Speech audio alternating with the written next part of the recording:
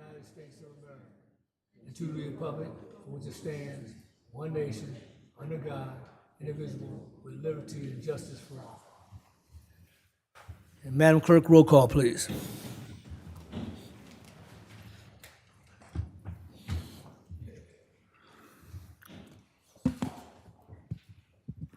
Mayor Ford, Present. Mayor Pro Tem Barber, Present. Councilman Alexander, Present. Councilman Blunt.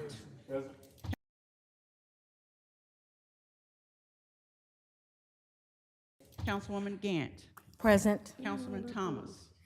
Mayor Ford, you have a quorum. Thank you, Madam Clerk.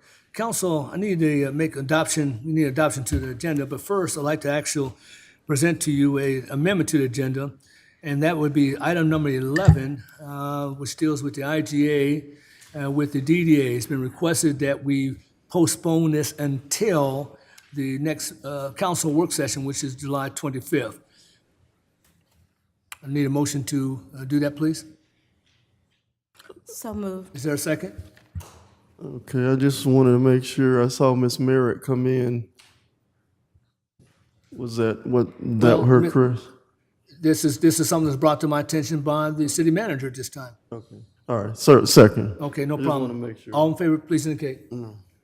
Thank you very much. Now, council, appreciate that. Now I need a motion to adopt the rest of the agenda, please. Ms. Barber, so moved. Is there a second?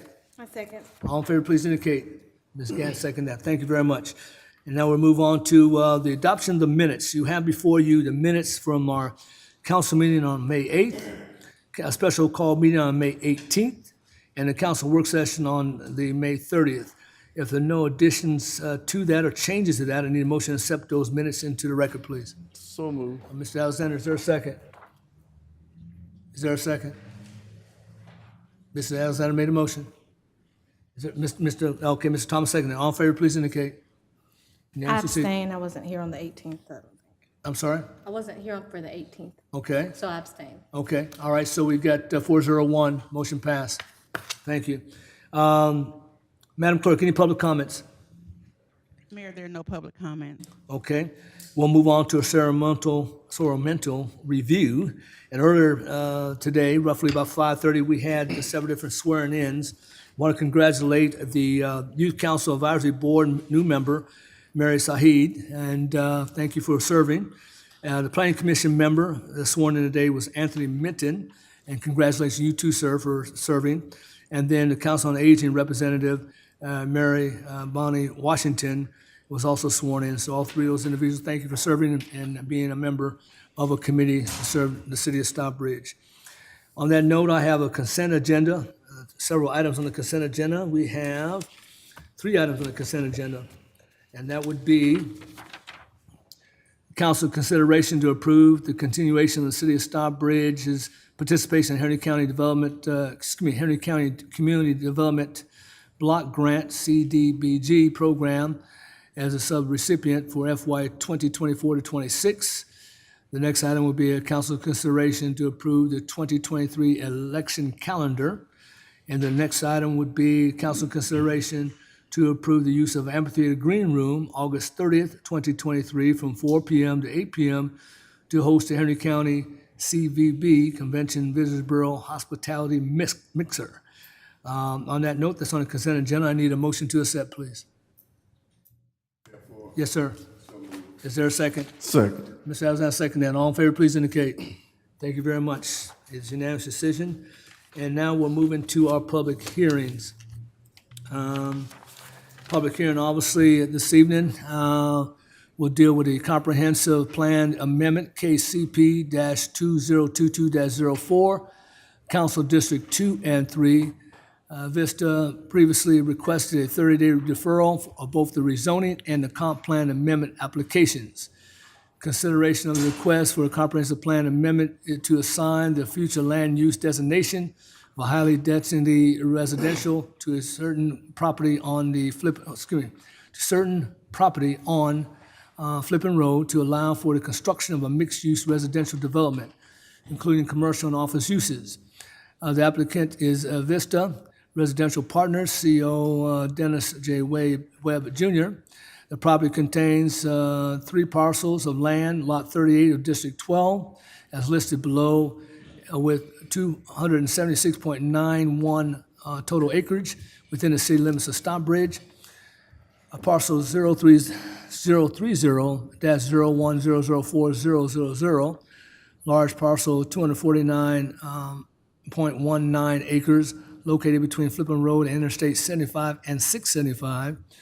Parcel number 030-01003001, medium-sized parcel with 24.97 acres located at 630 Flippin Road, and parcel 030-01004008, small parcel at 2.75 acres located at 384 Flippin Road, presented by Mr. Anderson, please. Good evening. Purpose of this item is for the assigning of future land use designation of high density residential to allow for construction of the mixed use residential. The current land use designation is medium density vertical mixed use. Here's a picture of the current future land use map of the area. Here's the site highlighted by the star. Here's the zoning map of the site. It's once again highlighted by a star. It's currently zoned PUD. Here's the surrounding land use designations. To the north, you got medium density. To the south, you got medium density vertical mixed use. To the east, you got high density residential. Also to the east, you got medium density vertical mixed use and medium density. Okay, here's an aerial photo of the overall site. And on my front, there's such a property wooded lots, 3 wooded lots that have a couple of vacant structures on. Here's the density range for the surrounding properties. You got Willow Springs subdivision. It has a density rate of 11.66. Turn this fucking mic on. Turn the mic on. Turn the fucking mic on. Turn this fucking mic on. Turn the mic on. Davis on land at 3.64, applicant 2.45. As you can see, the proposed development is consistent with the surrounding land in the area. Here's the site plan. This is a file site plan from the previous project will be the development phases. Staff analysis, the proposed development is consistent with the land use plan and consistent with the UDC, so staff recommends approval. Have any questions? Yeah, thanks a lot. Appreciate it, Mr. Ryan. Council, kind of questions, concerns you may have before we eventually open it up for a public hearing? Thomas, Mr. otherwise- Thomas, do you have any questions, concern? Okay. But I will say though that I have had the opportunity to meet with the developers and Mr. Anderson as well, and pretty much exhausted all of the questions that I may have.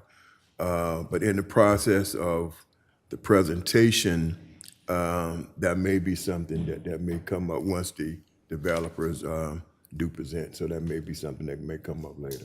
Okay, But thank you. no problem. You have something, Mr. Blunt? No, I may have some later. Okay. Yeah, I- Mr. Alexander, go ahead, sir. Yeah, let me ask you a question now. This parcel was already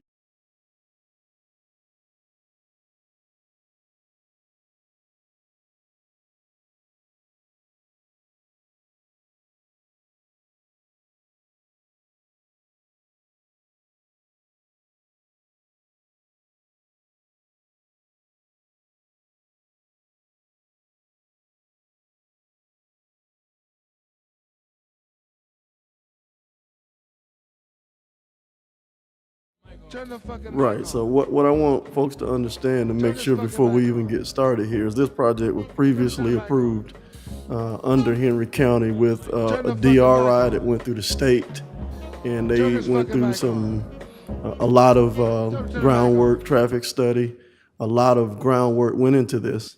And the one thing I think, is that originally this development included about 1,600 homes.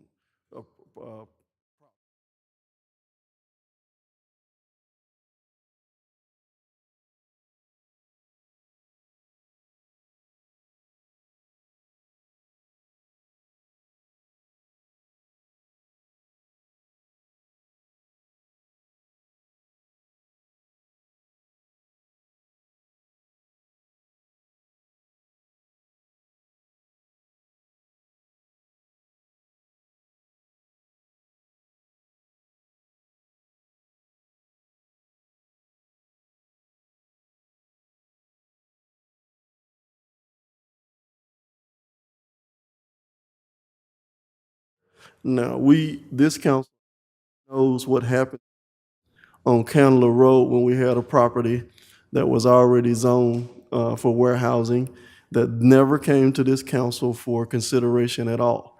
So what he's telling us, or what we have discovered in reviewing the original plan, was that a developer today, with the development that is already before us, should we not change this zoning, that they would be able to include warehousing along there and build, I think it's multiple warehouses that were included in this plan that is already approved. So what would happen here is that if we approved it, the new development that would come into the city doesn't contain any warehousing. Is that correct? Okay, so knowing what happened to us on Candler Road and understanding that that could potentially happen here in the future, that was important. I think that was an important part that needed to be examined. Absolutely, thank you. Any other comments from the council at all? Okay, the developers here. I do, Mayor I'm Ford. sorry, go right ahead, please.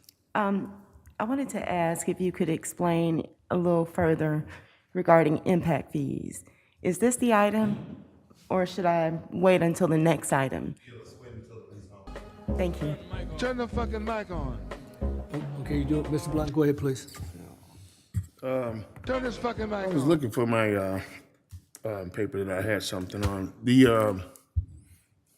I don't know if I need to ask you or wait till they come and present, because the original site plan for this project included a larger commercial piece, included even a hotel. It included so much more that would bring to the city, other than residential, that is not prevalent now with the site now. But the original site plan included so much more when it was brought and presented to the county.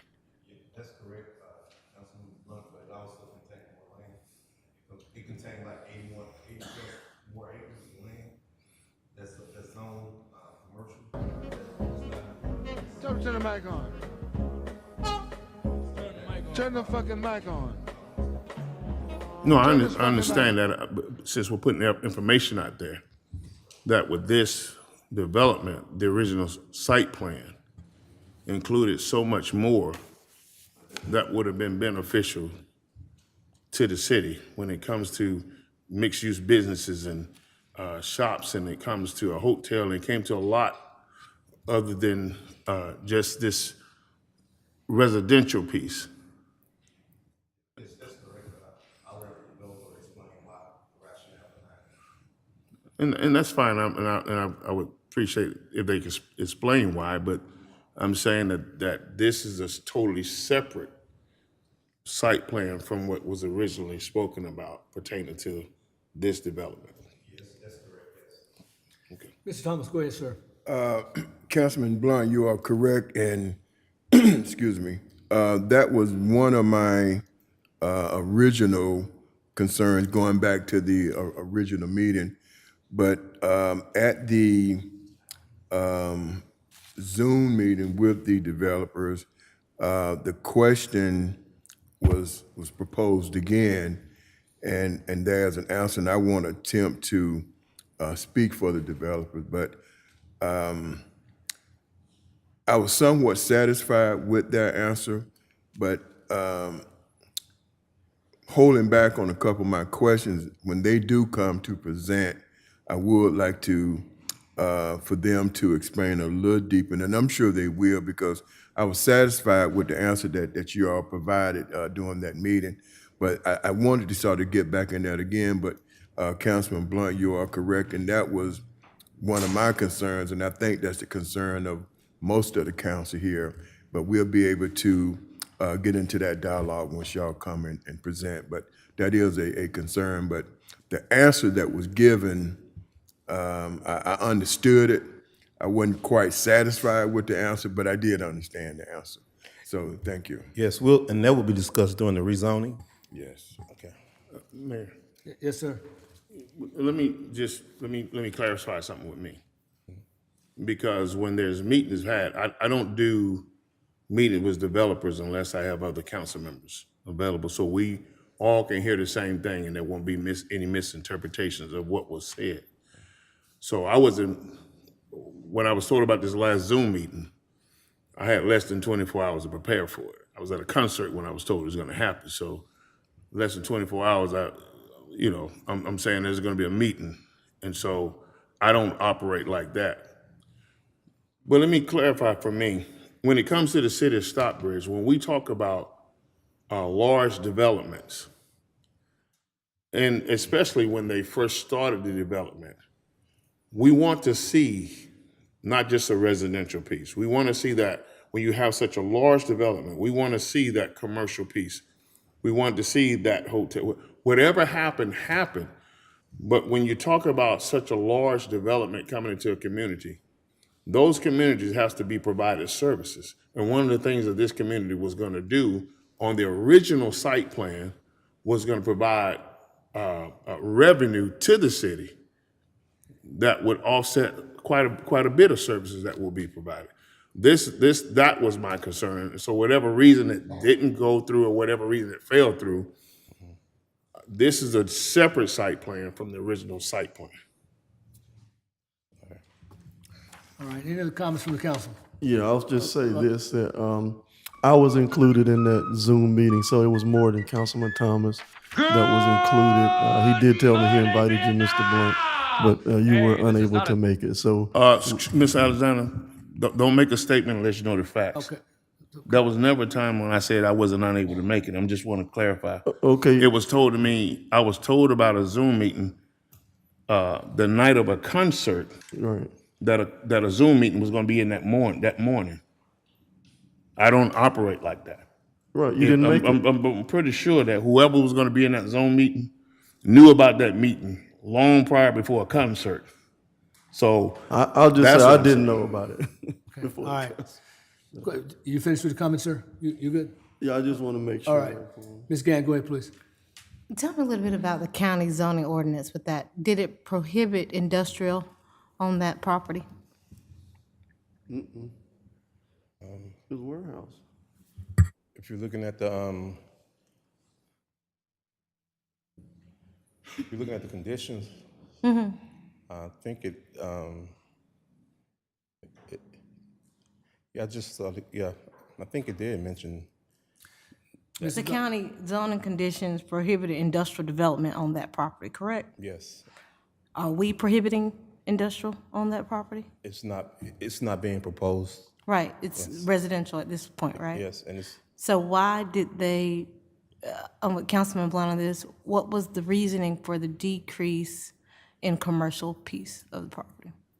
Besides, the size of that particular piece of property? the commercial piece is 80 acres north of the subject property, and it's still there, and it will still be zoned commercial.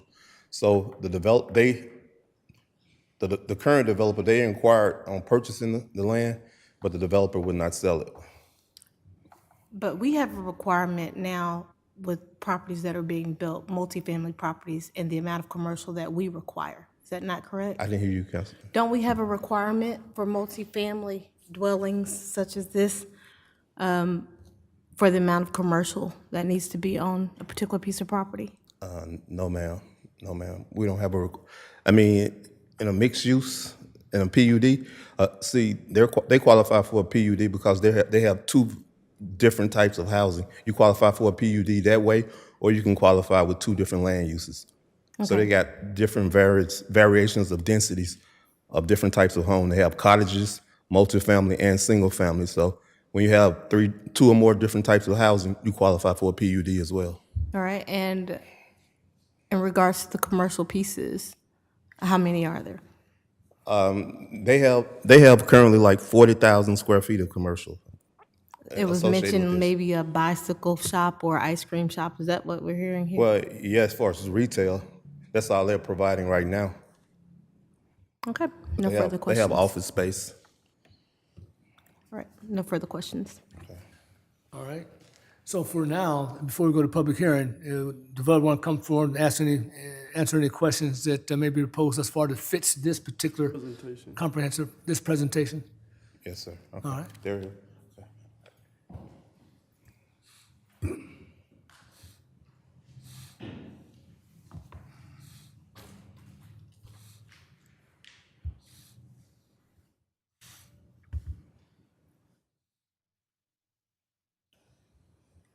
Oops. Sorry, folks. Give me 1 second here. Let me.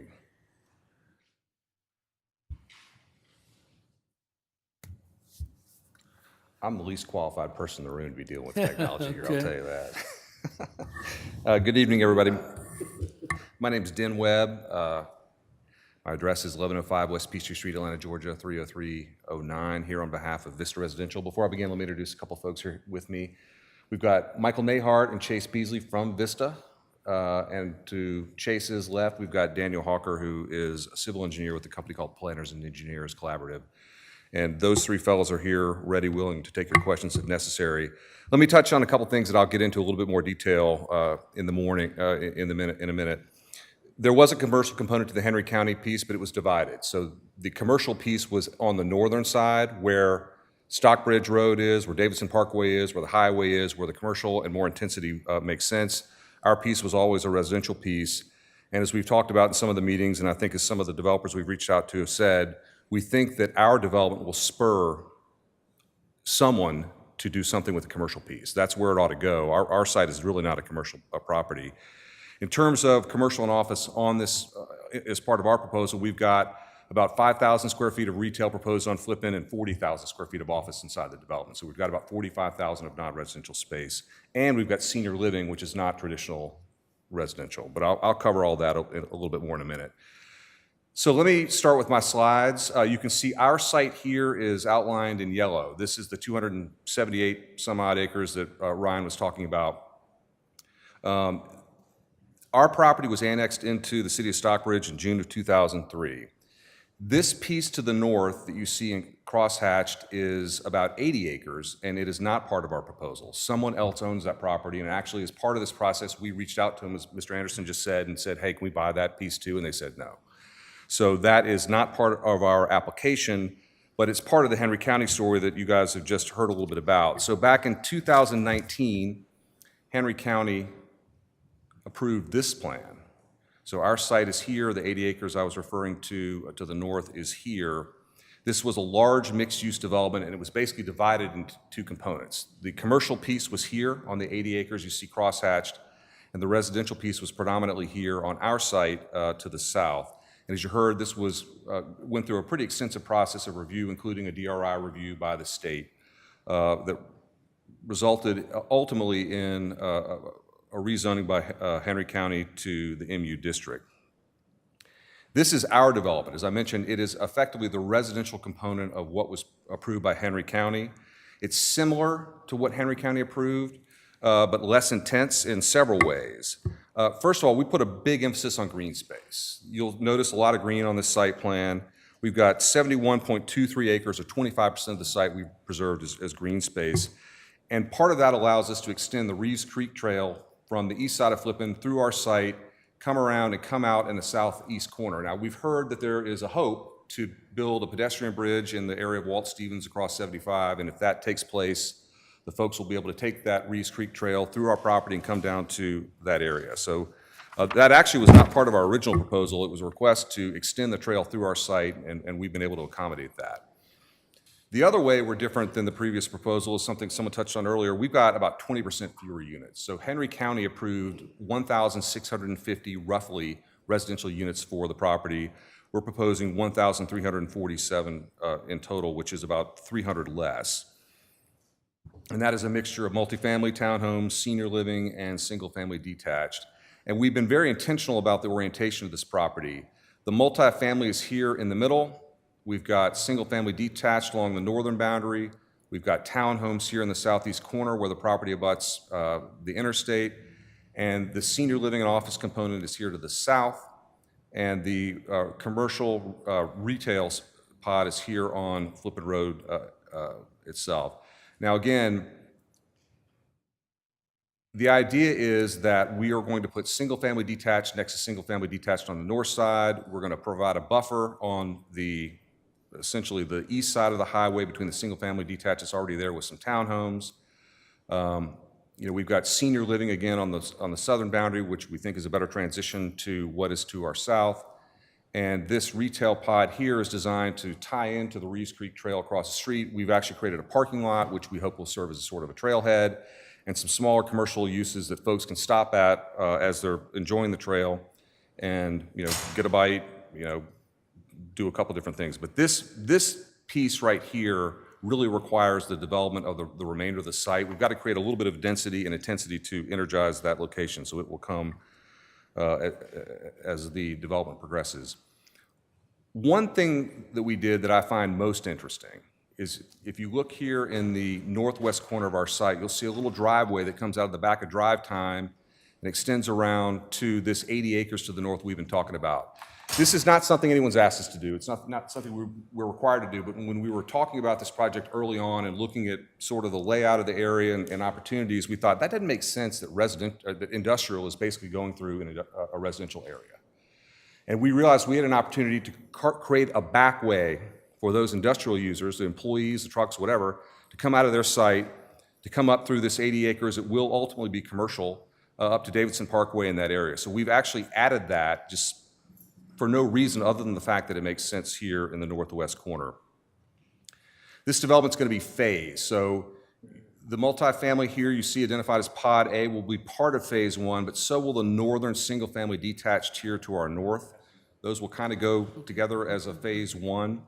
And then the transitions to Pod C here and Pod D, and ultimately Pod E, as I mentioned, is sort of a floating phase, right? Once it makes sense, once there's enough intensity on the ground, that development will come into play.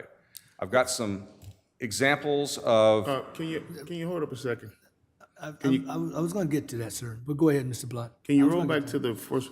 What control do this project have with the 80 acres to make that statement? All we have, so if this is hard to see because it's kind of small. Let me see if I can make this bigger. We don't control the 80 acres, but you do. And what we do control is the backside of the Drive Time parking lot. So you see the parking lot here. This is our property just to the south of it. So we have essentially dedicated area, an easement area, land area for right-of-way to be put in and to come up through the 80 acres once it's developed. So we do control this little corner here that comes out of the back of Drive Time. And I haven't gotten to this yet, but you see this area in yellow.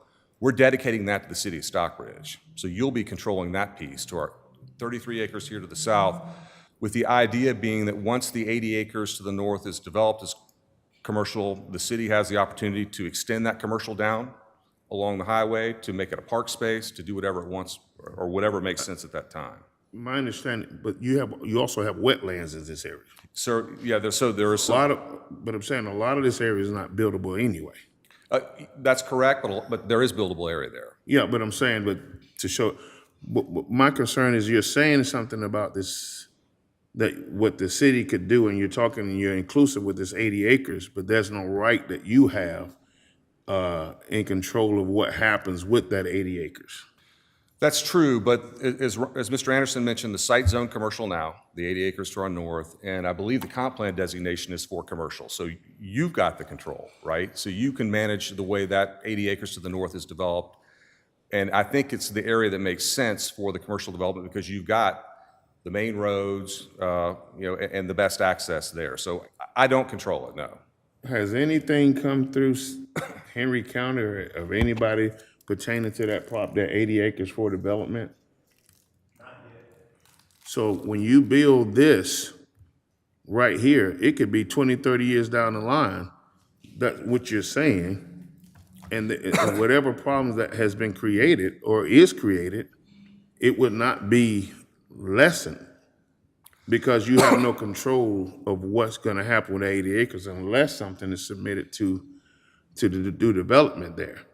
That's true, but I think maybe wasn't clear on something. Our folks are not coming out that back door, okay? That back door access is for the industrial users at drive time. Our access is off of flipping on 3 points. So you'll see an access point here, an access point here, and an access point here. Our residents are not coming out that back way. No, you're gonna be looking at about with the site that you have, if you have the numbers that I have seen, if that still stands, you're gonna have about 2,600 cars are gonna be coming out of 2 exits on Flippin Road that has yet to be, so that's the site that I've seen.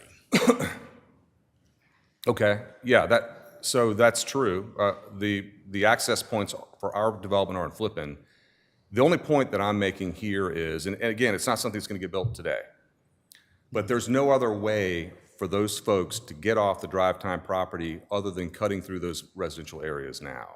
We at least have an opportunity, and we've carved out a space for an alternate. Now, it does require some other puzzle pieces to fall into place, and one of them is the development of that 8 acres to the north. But someone owns that property, presumably something's going to happen with it.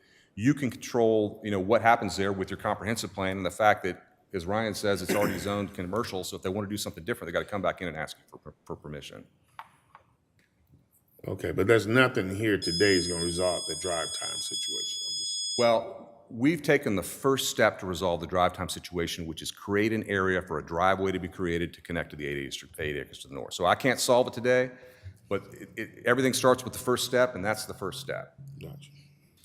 Go ahead, Mr. Thomas. Yes, it is also my understanding that when we discussed this earlier about the 88 acres, and what I was somewhat impressed with was the fact that the way this was going to be built in phases, what was going to come phase 1, phase 2, and over a period of time. And I do understand how this development could possibly spur that, because one of the questions I asked about the commercial piece, and I know Mr. Beasley will probably get into some of this later, about the attempt that was made to bring that commercial forward. And I do understand that once the construction gets started on the phase 1, phase 2, I believe at this time, then that will begin to spur. And also in our discussion, we talked about what we call it, a tip, if you will, that will lead into the other side, into the Davidson side, where it would be easier for that commercial to be developed on that end. And I was going to sort of ask some of these questions to you or Mr. Beasley, and plus I had some other issues that I may want to speak, but I just want to sort of just mention that part about that, because we did in length talk about the 88 acres and how we were concerned about commercials, and you sort of explain, that, and hopefully, potentially, as the other phases are being built and before the total complex is completed, that some of those other developers will see the potential and actually come in even before the total project is developed. That's exactly how this works, right? People want to see investment in an area, right? They want to see intensity, and they want to see that somebody is confident in putting their money right here. And you'll be surprised, right? Development begets development. When this thing comes in, other people are going to start looking around. Vista Residential is a big player. Hey, they know something we don't know, right? It's what's going on down there. We need to get in. They're going to have 1,350 residential units here. There's an opportunity. That's exactly how this works, and I really do believe, because of the location of this 80 acres and because of what's happening to the south, people are going to take notice, and something's going to happen there. Just so you know, it came up in the different meetings about what about commercial on a little bit more commercial on your site. And we explained certainly our philosophy, which is this is it's a mid-block piece of property on a residential street with really bad topo and a lot of water. I think I have an image here that shows you how much of this property is actually encumbered by buffers and floodplains and whatnot. Well, it's here, of course. It's tiny. Let's see if I can make that bigger. Let's see. Well, it's this map, which is hard to read here because of the size, but you can see all that blue is a buffer or stream or something that really bisects the middle of our site. It covers all of our flipping road frontage and really makes, access to the site, any kind of visibility from the property difficult. This map here, which is part of our package, which again is hard to read. If I knew how to blue it up. Can you make these images a little bit bigger? Mayor, I have a question too. 1 second. All right. Let's try this.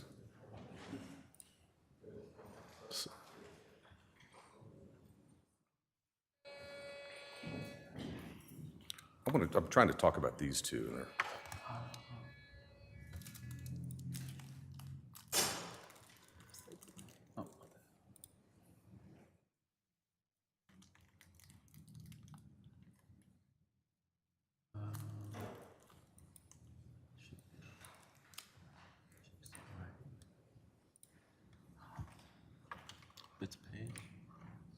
Try this. Try this right here, see if that does. You got it? I think I can help it. I told you I was the least technological. We good with that anyway, so. I stand by that statement. Okay, perfect. Yeah, there we go. So this is the map that used to be tiny that I was referring to you that shows all the issues with this site. I mean, the biggest issue for commercial is here along Flippin Road. Commercial is all about access and visibility, right? We've got, because of a stream and a stream buffer, virtually no buildable area on Flippin Road except for this little island that we've created here because of these buffers and whatnot. We've also put together a cross-section here that shows the topography. The only other opportunity for commercial would be here in the southeast corner, but you can see Flippin Road is about 80 feet below that corner. And again, commercial is all about access and visibility. And we took this to market. We took it to 5 of really sort of preeminent mixed-use developers in town: Jamestown, who did Ponce City Market, WDG Partners, Ardent, CBRE, and Ackerman, and said, look, what do you think about some type of commercial on our site, our 278 acres? What do you think about some kind of hotel there? And they said, no way.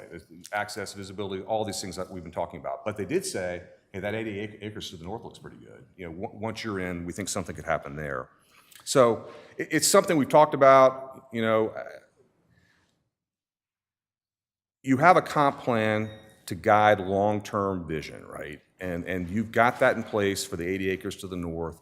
Once this is here, you've got the control. Either somebody comes in and develops it as zoned or under the existing comp plan, which would direct it to commercial space, or they come here and try to do something different, and if you don't like it, you have the ability to say no. So, again, nobody knows for sure, but this is the type of the development that developers who would do a larger commercial center to the north at the corner of Main and Main would look for. It's really that simple. Okay, stand by. Mr. Alexander, you have a question, sir? Yeah, this is I think Councilman Thomas really asked a bunch of excellent questions, so I'm glad some of the information was readily available. Ryan, could you come back to the podium?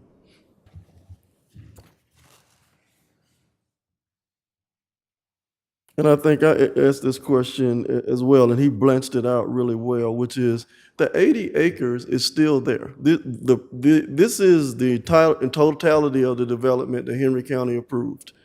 The 80 acres is where the commercial parcel was going to be. So the hotels and the commercial all potentially still there. That did not change, correct? No, it could still potentially go there, yes. Right. So basically what they did was they approved this project with that commercial component so it would be along the interstate so that it would have a high visibility like you see developments which occur on that side. So what really, I asked this question and I'm wanted to make sure that I completely understand is that section is still zoned. That we will not be changing that zoning that Henry County had in place for that particular parcel. So all the hotels and all that commercial development will still be slated to be there. What we would be doing would be changing the 1,600 houses down to 1,300. So it would reduce those units by 1,300 in that particular area. So that is the main difference that we need to clearly understand. And as I said before, there was warehousing uses that was on this site, correct?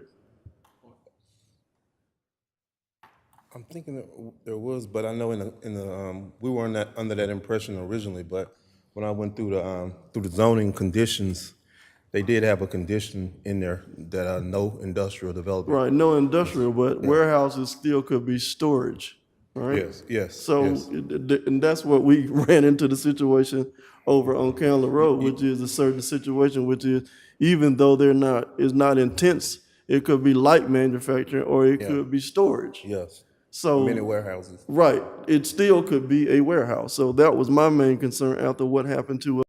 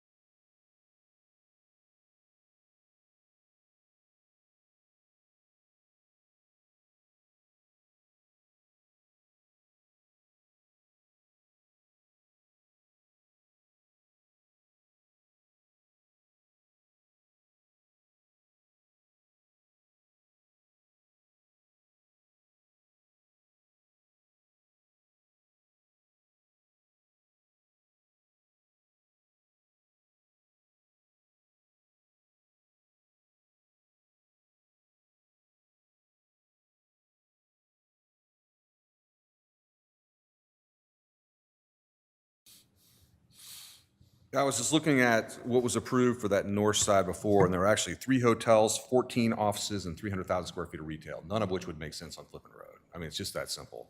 But it does make sense on the 80 acres to the north. And again, I think I've underplayed this a little bit, but this area in yellow, which is 33 acres, you guys will own. So you can tie into what's happening to the north if you want to. You could, extend some commercial down to the west of our site. You could make it a park. I mean, with a heavy commercial to the north and a larger mixed residential site to the south, I mean, a 33-acre park with roadway access might be a great thing. But whatever happens, you guys control it because we're giving it to you. You control that, and I think that ties into what's happening to the north. Let me touch on Got a question on the 33 acres. Yes, sir. Can you pull the other slide up to show the wetland portion? No, the one up below. Yeah, I may need somebody to help me make it big again. Let's see. Well, here it is, but Yeah, can you click on that? I don't know what he did before, but let me.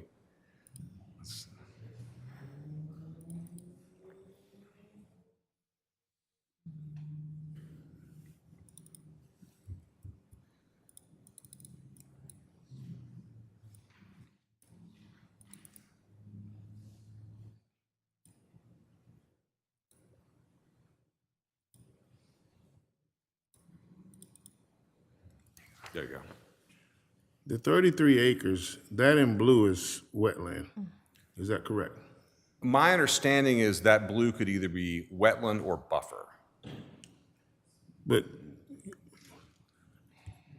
I've taught in that area, when you say 33 acres, you're not talking 33 acres buildable. In order for that to be buildable, we have to go to the Corps of Engineers, and since you have continual wetland that goes through that property, it's not gonna be disturbed.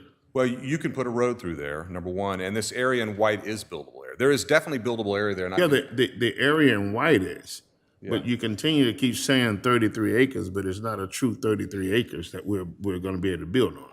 Well, I'm saying we're giving you 33 acres. It's not all buildable, but some of it is. Do you want to speak to that? Daniel Hawker, 3916 Whitney Park Drive, Duluth. I'm the civil engineer for the project. That area in white is approximately 12 acres of buildable area, and then the rest is, as he said, wetlands, floodplain, areas that would require a core permit, to your point. But you can put a road, you can put a bridge through it to connect to the north with, I think, with no permitting. Just because it's floodplain, you could still use it as green space park recreational areas. That doesn't mean that it's not usable for other uses.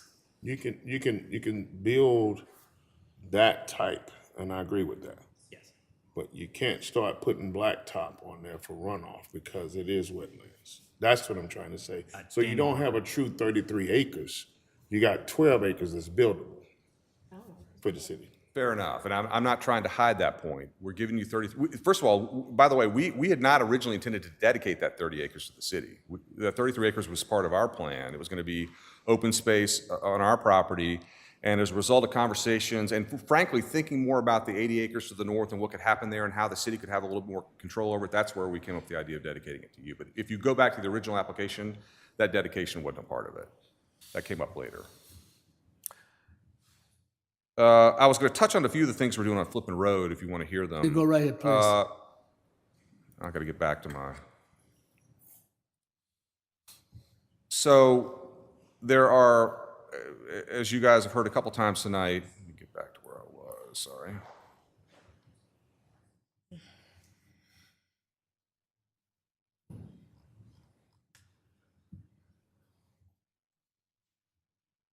Well, it's not showing up on here, but we've got 3 access points. Oh, here we go. It's loading slowly. 3 access points on Flippin Road. The one to the south will be signalized, okay? And we're creating a left-hand turn lane on Flippin Road to get into the property. All of our access points will have right turn lanes in. So folks coming into the property will get out of the travel lane and not impact, the straight flow to get into our site. This driveway to the north lines up with the roadway across the street. And the idea here is, if traffic is backed up, if people have to wait, they're going to be backing up on our site, right? They're not, the entire goal of what we've done, the entire goal of what Greta required us to do as part of the DRI was to certainly minimize and mitigate the impact on Flippin Road. We're also adding a 10-foot sidewalk on Flippin. And we had the ability to expand the sidewalk along our spine road to 10 feet too. We filed it as 5 feet, but we've verified that we can actually make that sidewalk internal to our site, the extra wide sidewalk as well. I think a point that we've glossed over a little bit that is critically important to me is the senior housing component here. That is an incredibly important amenity for any city or any community really. I suspect that as most jurisdictions, there is not an appropriate amount of senior housing, particularly newer buildings, so we certainly think that's a benefit of this site as well. I was going to touch on the zoning piece a little bit because I think this came up in Mr. Anderson's presentation. I mentioned that we were annexed into the city in January of 2023. We actually came in unzoned. We didn't have any zoning district at all. In May, the city gave us the PUD zoning. So we already have that zoning on the property. And as you heard, and I think as Mr. Alexander mentioned, what we really need is a regulating plan. The PUD ordinance requires a regulating plan. So we have the zoning we need. What we're really trying to do is get a development plan approved, as well as the comp plan amendment. We've spent, I think we filed this thing over a year ago. We filed it in early June. We've worked incredibly with staff on this, and thank you for your help. I mean, they were with us side by side through the DRI process, which we had to go back through. We spent a lot of time with them and appreciate their guidance. As you've heard, they're recommending approval, subject to some conditions. We've been through those, and we agree with all the conditions. So there's no dispute there between us either. So we also went to the Planning Commission about 2 months ago and got their recommendation approval as well. So, this is a big development. It was obviously focused on Henry County in the beginning. I think it's a better development in Stockbridge for a lot of reasons. You know, there are pieces to this development that weren't there back in 2019. You know, there are some questions as to whether or not that Henry County development was just too dense, right? I mean, it didn't show 70 some odd acres of green space going through the middle of the site. It didn't show an extension of the Reese Creek Trail. It really didn't focus on the livability elements that I think we focused on here. So I think because of the work everybody's done on this and the advice we've gotten from a lot of different stakeholders, this is a better project. So we hope it's ready to move forward tonight, and I'll answer any more questions you've got. All right, if there are any more questions, council, please. Ms. Barber, go ahead, please. I do have questions in regards to the access points. Yes, ma'am. And well, first, I want to know how many of the senior housing units do you have slated for this? 182.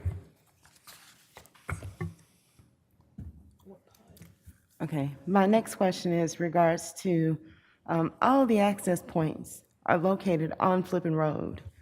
That's correct. Is there no opportunity for access points on, what is the name of that road? The road that runs, Davidson Park. no. The road that runs going east on Flippin Road? Old Atlanta. Huh? Old Atlanta. Old Atlanta Road. No. Is there no opportunity for access road there or entrance point on that side or somewhere close to North Henry? Just want to see us flush the traffic towards North Henry or having some access off of North Henry so they don't have to access Flippin Road. There really isn't a way to do that. I mean, this access point here is the closest we have to North Henry. It's the closest that where we are. I think Old Atlanta, I thought, was up in this area, but maybe I'm wrong about that. I am really concerned with all of the access points on Flippin Road. If there's a way to find an opportunity to have access points somewhere else, additional access points, just not Flippin Road. Yeah, I don't think there is, but I guess I hope this eases your concern a little bit. You know, we spent 4, 5, 6 months in the DRI process with the Georgia Regional Transportation Authority. We had to generate a traffic study that they dictated, right? And it wasn't just, you know, our access points. It were access points at Flippin and North Henry and all over the place. I mean, they wanted to study or get a larger 10,000-foot view of the traffic in the area to understand what it is now and how we'll impact it and what we need to do, most importantly, to mitigate our impact. And so, you know, we've done that. There are things that Greta is requiring us to do, improvements, turn lanes, both in the middle of Flippin Road and on the side of Flippin Road, the signal, things of that nature that Greta just told us and told the city that, you know, would actually minimize and mitigate our impact and at least not make it any worse than it is. So all of those are adopted as part of this rezoning. We've agreed to all of them and they were incorporated into our plan. So I'm no traffic engineer. I'm really not. I understand what you're saying. Traffic is always a concern. The good news is that there are people at the state level who are paid to do this all day, every day, and they took a very hard look at this project, and they told us and they told the city, here's what you need to do. If you do these things, then you'll be fine. And all of those things are incorporated in our plan. But I don't know how familiar they are with Flippin Road. They don't use Flippin Road. The state doesn't. We are familiar with the traffic patterns on Flippin Road, so I'm concerned. Those are what my concerns are. Well, the good news is, you know, if this had gone forward in Henry County, I mean, the access points were essentially the same. You would have had, you know, 300 more residences and even more of an impact. You know, they went through the DRI process as well. They would have been required to do, you know, essentially the same things we did, but for a more intense development. But the difference is there was a full development of the entire, what was it, 120 some odd acres? So there would have provided some through roads and other access points. It wouldn't have just been Flippin Road. It really didn't. I mean, as we talked about, the commercial was here, the residential was here. You know, this isn't all coming at once, right? I mean, first of all, our build-out's 5 to 7 years, so it's going to be a gradual sort of introduction to the area. But again, something's going to happen to that 80 acres to the north. You know, you do have the ability. You could actually change your comp plan today to require, the 80 acres to the north to take a road through to Davidson Parkway or somewhere to the north. It's not all going to happen at once, but these things will happen over time. I told this story to the Planning Commission. When I first started out as a lawyer, I lived off Peachtree Road, and I worked down in Midtown. I would just go straight up Peachtree every day, and it was an area that wasn't particularly nice, and a building was built, and they put a sidewalk with street trees and benches. It was the only sidewalk and street tree and benches on that stretch of Peachtree Road, and I thought, that's the dumbest thing I've ever seen. But over the 10 years I lived in that house, I drove by it every day, and I watched the property 2 lots up get redeveloped, and another sidewalk and street trees come in, and another redevelopment. And all of a sudden, that one sidewalk became a network of sidewalks. I mean, things happen at different times, different places, but if you have the right plan in place, it will ultimately get to where you want to be. And I think with this residential piece and with control over the commercial to the north, this will come together the way you want. It's just not going to happen overnight. Mayor Ford. Yes, sir. Mayor Pro Tem, you done? All right, go ahead, Mr. Thomas. Mr. Webb, I think you are correct, and this was one of my concerns, and we spoke to this very issue, the egress and ingress, and I think the final discussion, even though it is potential, and that's sort of, pie in the sky potential, but I think it does lends itself to that potential of that other access when this development spur the 88 acres and beyond. And if you would, Mr. Beasley, could you talk about the tip? And I think we sort of discussed that with this development, leaving that, and I don't know if I'm using the right terminology, Mr. Beasley, up toward the 88 acres, the spur, the tip that would lend itself to that future development going toward the 88 acres and Davidson Parkway, if you will. So what we were careful to do was to give you the boundary, right? So there's at least 100 feet where that 80 acres meets our 278 acres. So there is space to put a road, a bridge, whatever's necessary there to connect those two. Is that what you're getting at? Yeah, but what is the term, Mr. Alexander? You spoke of it too, but what is the terminology that we use for the tip toward the 88 acres that would lend itself to future? Stub out. What was it? Stub out. Stub out. Stub. Yes. Okay, yes, sir. Yes.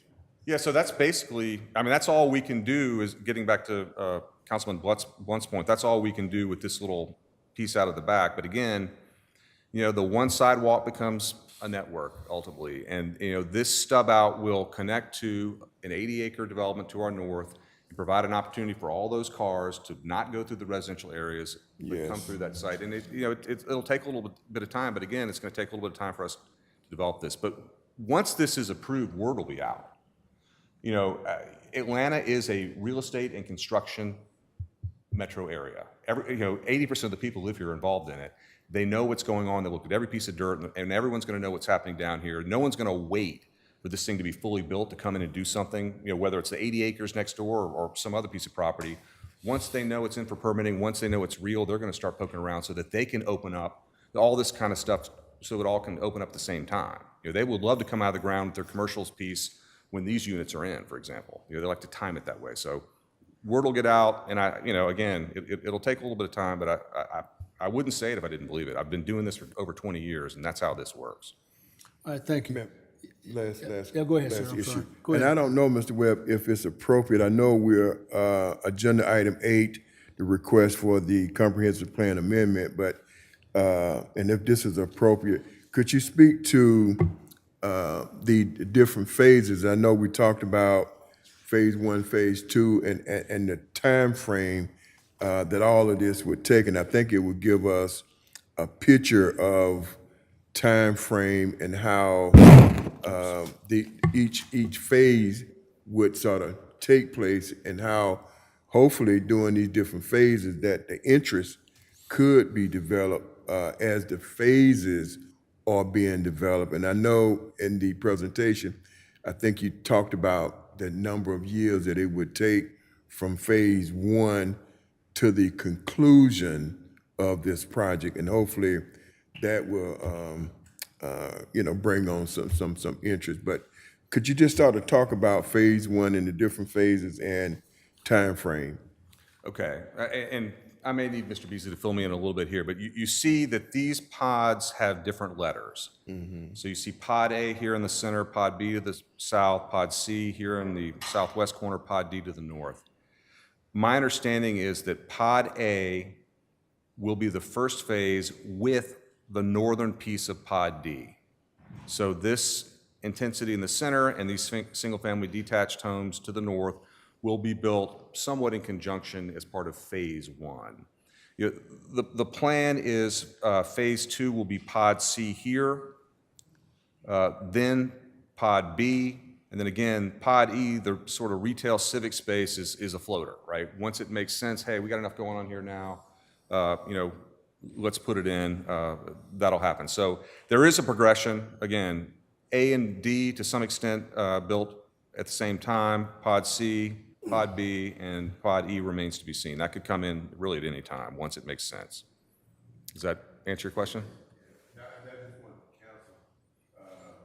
I just wanted council to understand the different phases and the time frame as we sort of move this project forward. But I yield back, Mayor. Oh, thank you, sir, appreciate it. On that note, we're going to stand by, sir. We're going to go open up the public hearing. And so on that note, I want to start on my very left-hand side for anybody that has any comments for this particular project. Anybody come from my far left side, in this section, for? Any comments for? In the middle, any comments for? My right side, any comments for? Okay, now I'll go back. Any comments on my far left side? Any comments against this particular project? My far left side. Anybody in the middle? Anybody on the right hand? My right hand side. All right, so no comments for or against either of the three sections. So I will close the public hearing. On that note, then, council, I'm looking forward for a motion to accept this proposal. Yes, sir. I move to accept the request for a comprehensive plan amendment for the future land use for the designation of this project. Okay, is there a second to that motion? Second. Mr. Azar, second that. Mayor Ford, Yes, ma'am. are there conditions attached to this? Okay, thank you. There are no conditions. I don't think we discussed any additional conditions. I don't think the conditions come in this phase, does it, Ryan? There you go. It does not. Okay, motion been made and second. All in favor, please indicate. All opposed? Ms. Blunt, Ms. Barber? I abstain. Okay, so 3-1-1. Motion passed. 3-1-1. All right, we'll move on. Rezoning case RZ-2022-05, Council District 2 and 3. Vista previously requested a 30-day deferral of both the rezoning and comp plan amendment applications. Consideration of the request for rezoning to assign to a PUD plan unit development district of certain property on Flippin Road to allow for the construction of a mixed-use residential development, including commercial and office uses. The applicant is Vista Residential Partners, CO Dennis J. Webb Jr. Property contains 3 parcels of land, Lot 38 of District 12, as listed below at 276.91 total acres within the Stockbridge city limits. Parcel dash number 030-01004000, large parcel of 249.19 acres located between Flippin Road and Interstate 75 and 675. Parcel number 030-01003001, small parcel of 24.97 acres located at 630 Flippin Road, and parcel number 030-01004008, small parcel of 2.75 acres located at 384 Flippin Road. Mr. Anderson, please. Okay. The purpose of this hearing is to approve a new regulating plan or development plan for this particular item. The subject property was annexed into the city as a result of the passage of the Stockbridge annexation referendum during November 8, 2022, and officially became part of the city in January the 1st. The subject property was evaluated as a part of a DRI number 3799 that was completed by the Atlanta Regional Commission on March 29, 2023. The Georgia Regional Transportation Authority approved the project on December 5th, 2022. I'm not gonna go through all this stuff because most of it has already been discussed, so I'm just gonna give a brief overview. Okay. As you can see, here's the zoning map. You can see the surrounding zonings. The subject property is identified by the star, and this is zone PUD. Here's the new site plan. As you can see to the north right here, that the developer is proposing to donate 33 acres to the city for civic use or even commercial use. And at the top, the northern part of that is 80 acres that is currently zoned C2. That's it right there, C3. And also we're in the process of updating our comprehensive plan, and in the draft that this particular area is recommended to be commercial, and hopefully it will stay commercial.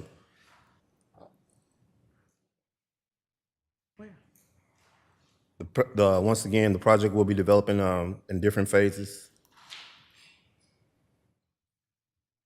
Staff came to the conclusion, since this project has been vetted on multiple occasions by Henry County, by the state, and by the regional authority, the proposed project is consistent with the city's goals and objectives of the comprehensive plan, and it's consistent with the Unified Development Code. Staff recommends approval with 13 conditions. The conditions are: the project will be conditioned on a site plan dated July 7th, titled Flipping Road 2, Walt Stevens Road, a master plan residential development. The developer will implement the conditions listed in Greta's Notice of Decision, NOD, dated March 27th, and it's included in your package as Attachment A, Attachment B, and Section 1. The developer will make the traffic improvements from the traffic impact study identified as Exhibit B. The project will be developed in conformance with the City of Stockbridge Unified Development Code and other city code sections regarding site development standards and requirements.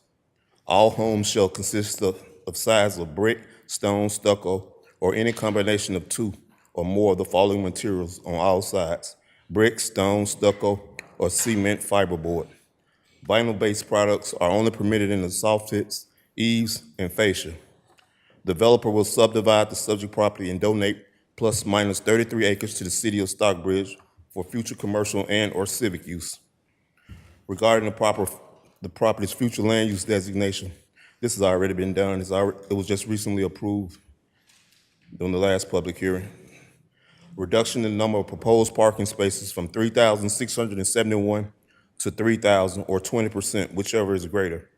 The maximum density rate for the project will be 4.84 acres. The developer will add a minimum of 30 EV charging stations throughout the development.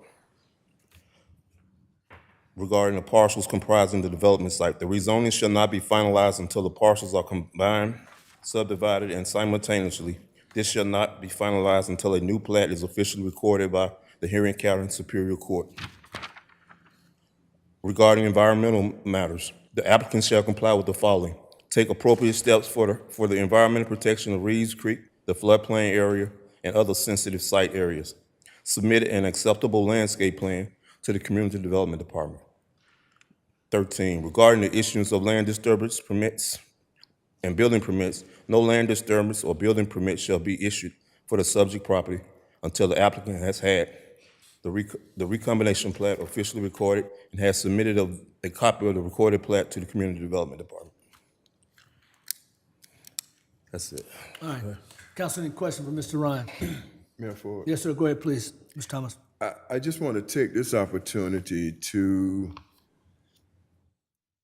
say I'm appreciative of the fact that staff and the developers do reach out to council members to attempt to answer questions, and I just want everyone to know that these types of issues, they're not easy on this council. You know, it's really in depth, and we could be here all night asking a lot of questions to try to get a better understanding. So I do appreciate the opportunity to meet with developers in a Zoom type of atmosphere. Go ahead, Ms. Thompson, please continue. Thank you, sir. I do appreciate the opportunity to be able to, ask questions, answer questions, and I know they reached out to all of us to try to, connect with all of them. And I just want to say that because, something was said earlier about, information coming late. But I just want to thank you all just for reaching out and giving all of us this opportunity to ask these questions and get a better understanding so we can make informed decisions. And I just want to say that. Thank you, Mayor, and I appreciate you allowing me to get that out. Mr. Alexander. I certainly appreciate that, Mr. Thomas. And I want to say this too. All of us in my district, we got Jodico that we're working on right now.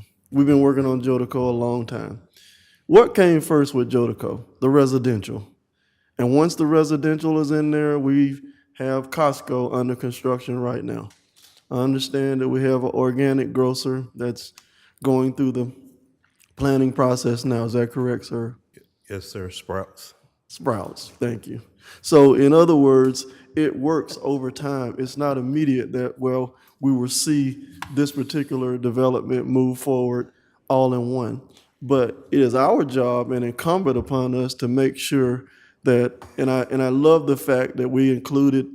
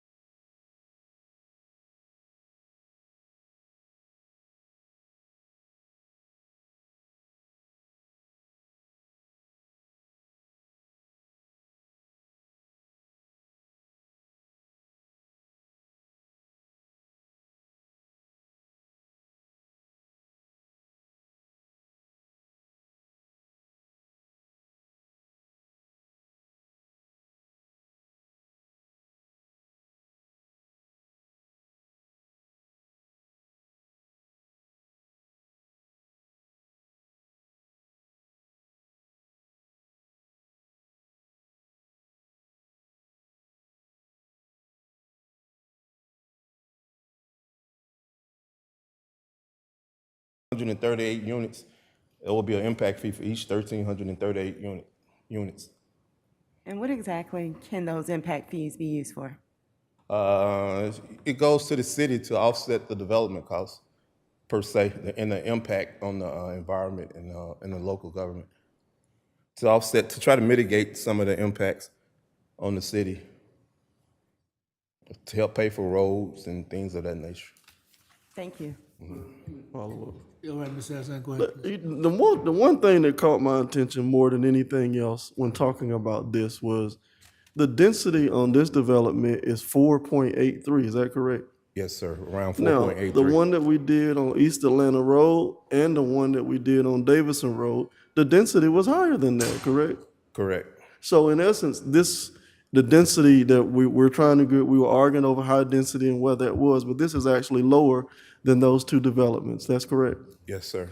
Okay, now in terms of, let's see, the overall conditions that we're looking at in terms of placing on these, is it time to talk about that now? or Yeah, not? you can talk about the conditions. Now, some of the conditions I think that were discussed was the multifamily is going to be gated, correct? I think so, but I'll just defer that to the developer when he comes up.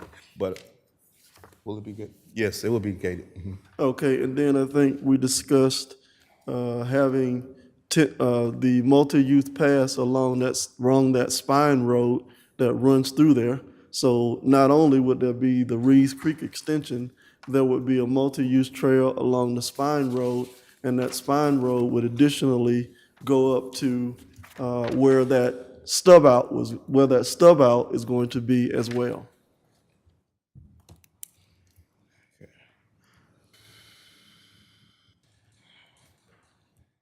So this would be a very intense development in terms of trails. There'll be there was that 1.5 miles for basically another Reeves Creek Trail, and then there would be an extension of that up to where the cutout is, where bordering the 80 acres. So when the 80 acres developed, we require that developer to put another trail connecting to Davidson Parkway as a domino effect, and then as it comes down to where it is on Walt Stevens right there, we have a T-Splosh project for several, I think $3 million to be able to go on down to the Clayton County trails and connect to the Clayton County Trail. So this is a major jump for our master trail plan for here as well. But having those being gated, the trails, are there street lights included with this as well?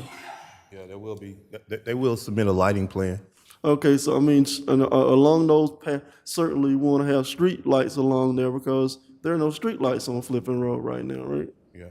So that's extremely important that we have the street lights there. Sometimes there's a decorative street lights might be appropriate too to look at what the code requirement is. Okay. But certainly, again, the 10-foot path along Flippin Road would also be required. So this development would be flush with that. I think I heard 30 EV charging stations as well. Yes, they agreed to put in 30 EV charging stations 30 throughout the development. throughout the development. All right, thank you. Any other questions, Mr. Blunt, go ahead, please. I just want to say this. Is the beauty of being an elected official is that we're voted in by the people. Neither of us can vote for each other as a city councilman. So whatever approach we take on this council, dealing with developers or dealing with issues, is that individual elected official that says I'm doing it because it best represents the people that I'm representing. I'm not here to please anybody on this council, only to make the decisions I make. And that's what I want to make clear.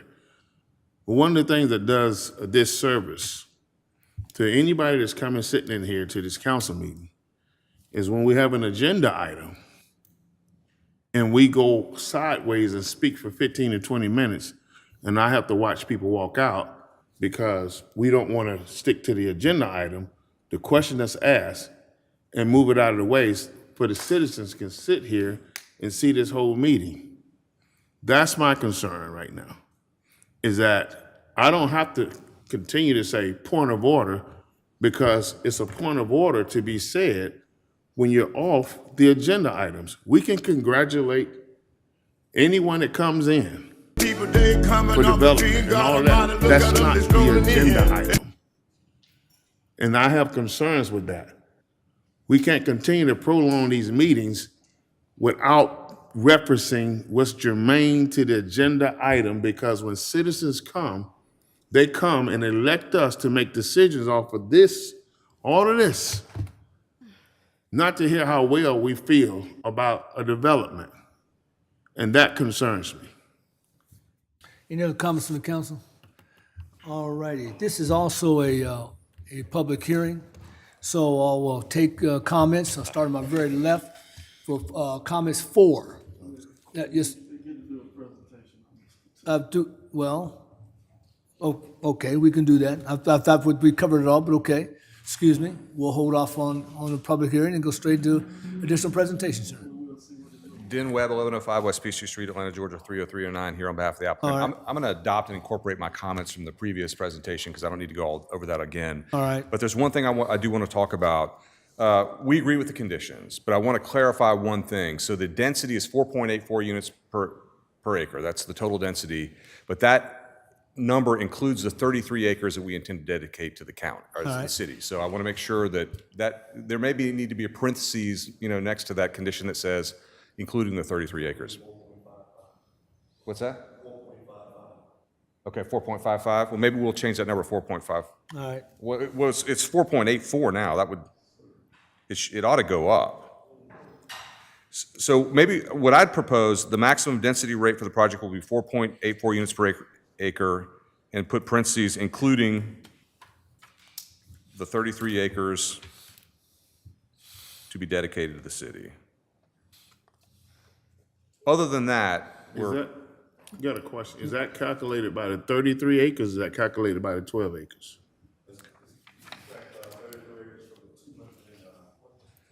We've got 278.4.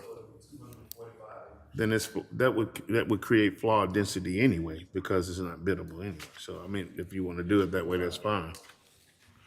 Well, I guess my only point is, number 9 says the maximum density rate for the project will be 4.84 units per acre.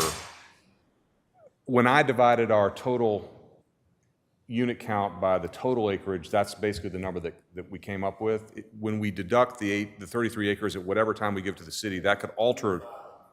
Sorry? 5.5. Okay, perfect. Assuming that math is right, 5.5. Maybe we'll just change 4.84 to 5.5, and then we don't have to worry about it. I don't want to prolong the meeting either, so I'm going to stop there. All right, so be it. All right, thanks. Well, is there anything else is there anything else in reference to this item, rezoning, that you needed to add, sir? Okay, there's a question coming. Yeah, so this is what the conditions that, show us, you have photos? Pardon me? Photos? Of what? The units? Yes. Yes, I do. Yeah, let's see what this looks like. Yeah. All right. Daniel, I'm going to need you to fix this again. Sorry for everybody, but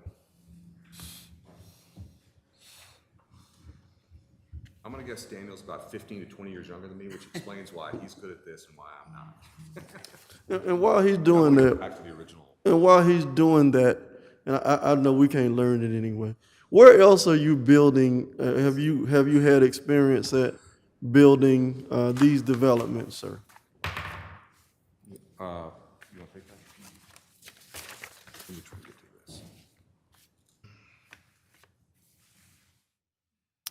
this. Michael Nyhart with Vista Residential Partners, 2964 Peachtree Road, Atlanta, Georgia, 30305. Oh, this is mine. Sorry. That's Ryan's presentation. Yeah. So Vista Residential has been in business for over 20 years. We have experience developing communities throughout the metro Atlanta region, as well as the Carolinas and Florida, including pretty much every submarket throughout metro Atlanta. Thank you. Some cities? What cities you developing in? Marietta, Douglasville, Kennesaw, McDonough, Gwinnett County. Thank you. All right, so these are images. Again, these are conceptual, but this is a representative example of the single-family detached. When we spoke In one of the Zoom calls, we said that we would include some side entry garages. So this is a front entry. I don't have an elevation for a side entry, but that will be introduced to the project as well. Here's an image of the representative of the townhome development. Here's an image that's representative of sort of the idea for the senior cottages. Here's some elevations for multifamily. And we've got, I included this too, just, multifamily is really about the amenities these days. And so there's some examples of the, fitness facility, the social gathering business center, and the pool area here. So we've submitted some of these along the way, but I wanted to bring a few of these tonight. Let's see, so this single family home, let's look at the townhome component right there. So that's, is that a 3-level? Or I see the cap. So it's basically, it looks like a 3-level with a dormer in sort of the attic area. Okay. Now, I'm not, So those porches will be included? well, there's going to be some variety here. I mean, I think the idea was to give you sort of an image of kind of what we'd like, but we're not that far. I mean, we got a little bit of work to do. But yeah, the idea is that whatever is produced will have sort of the feel of something like this. I think you mentioned there was a Brookhaven development or something that you had worked. So we were talking about some of the mixed-use developments I've been involved in, and one of the ones I mentioned, because I live right near it, is called Town Brookhaven. Now, that's a different animal because there's no townhome there. It's all, there are, forget the numbers, Town Brookhaven, it's on Peachtree Road. It's a pretty urban, dense environment. There were something like 1,750 residential units. They're all multifamily, and a significant amount of retail and a lesser amount of office. I'll tell you this, so just as an aside, because this kind of ties into something we talked about on mixed use. One thing I'm seeing in mixed use is much less retail, right? So when Town Brookhaven was originally approved, I think there was about 750,000 square feet. I worked on the redevelopment of North DeKalb Mall last year, and there's 300,000 square feet on a comparable size property. And about 100,000 of that is existing. So, it's just something I've been thinking about. I'm seeing a lot of mixed-use deals, with the internet and Amazon, and the retail you see nowadays is basically a restaurant. So you all have plenty of experience in putting these together. So this is what you're seeing in those developments as they branch out. Correct. All right, thank you. Any other questions for develop? Yes, go ahead, Ms. Barber. I do. I see that you're not asking for a variance of a 25 feet setback. That's great. No variances. Thank you. That's great. The next one is, I wanted to ask, is it possible, and this is just me, increasing the number of senior living units and decreasing the number of multifamily units? No, I mean, we've got a pretty detailed program that we've worked on, and there will be different partners who come in to work on different aspects of the development. Those are kind of hard numbers. They are not hard numbers? They are hard numbers, yeah. They are? I mean, I suspect when development comes, there'll be a little bit of variation. Instead of 189 senior, there may wind up being 180. I mean, there's always a little bit of flexibility once the architect comes in and lays out corridors and whatnot. But those are numbers we need to make this deal work. Okay, I get it. I just know that there is a demand for more senior housing. I hear you. Price points. Are you able to share price points at this point here? You have any market rate? I don't know what that is. I'm not qualified to answer that question. I don't know if you guys have any information on that or not. I just want to know the price points for the multifamily units and the senior housing, the townhomes, and the 42 lots. Sure. Chase Beasley, 481 Manor Ridge Drive, Atlanta, Georgia. So from market rate is driven by the current state of market. And so as we assess and work through our site plan, right now we have various comps, so other apartment deals which will match. Obviously, we do not want to outprice our current renter demographic. And the same goes with the fee simple single-family homes. So we're not going to come in here and expect to build all $1 million homes, anything of that nature. Right now, we anticipate those to be anywhere from $250,000 to $450,000, somewhere around that. We have not nailed down a specific price point. So as we mold and massage the program further, we'll determine that. Okay. So then how do I know if what you're building actually meets the needs of our community? Just based on the market? The market typically dictates that, and so we will be very honed in on the pulse of the market. We don't, if we outprice or don't align with market and what is needed, we won't sell or we won't rent. So the intent's to build what people need and want. Okay, so the homes, are those fee simple?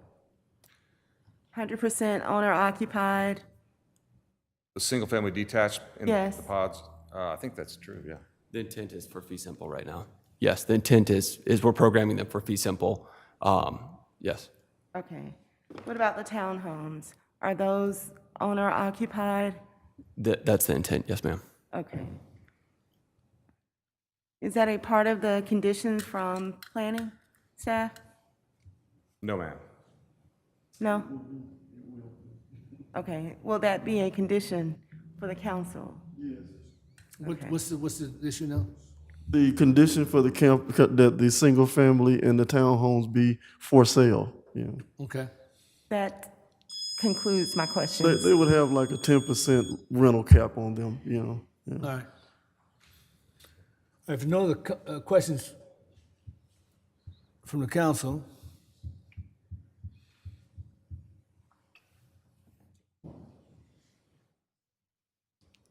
Sir? I'm seeing what these gentlemen are coming up with. All good. We're good, okay. Another question for the council. Do you have another question, sir? I just want to make sure the clerk been writing down all what we've been talking about. Well, the conditions were written, I'm pretty sure she has all those, they're all on tape. So we have 13 conditions submitted by staff. Well, Right. there's 15 listed on here.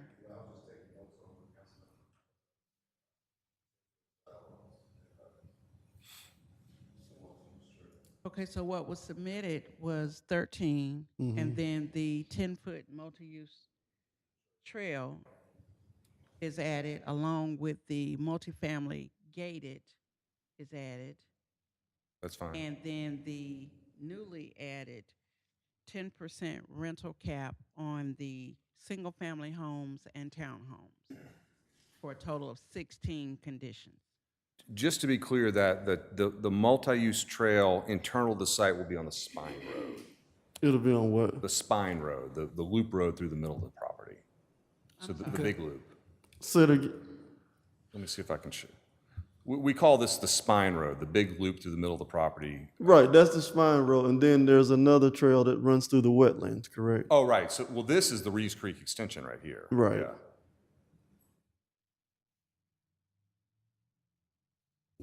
That's all.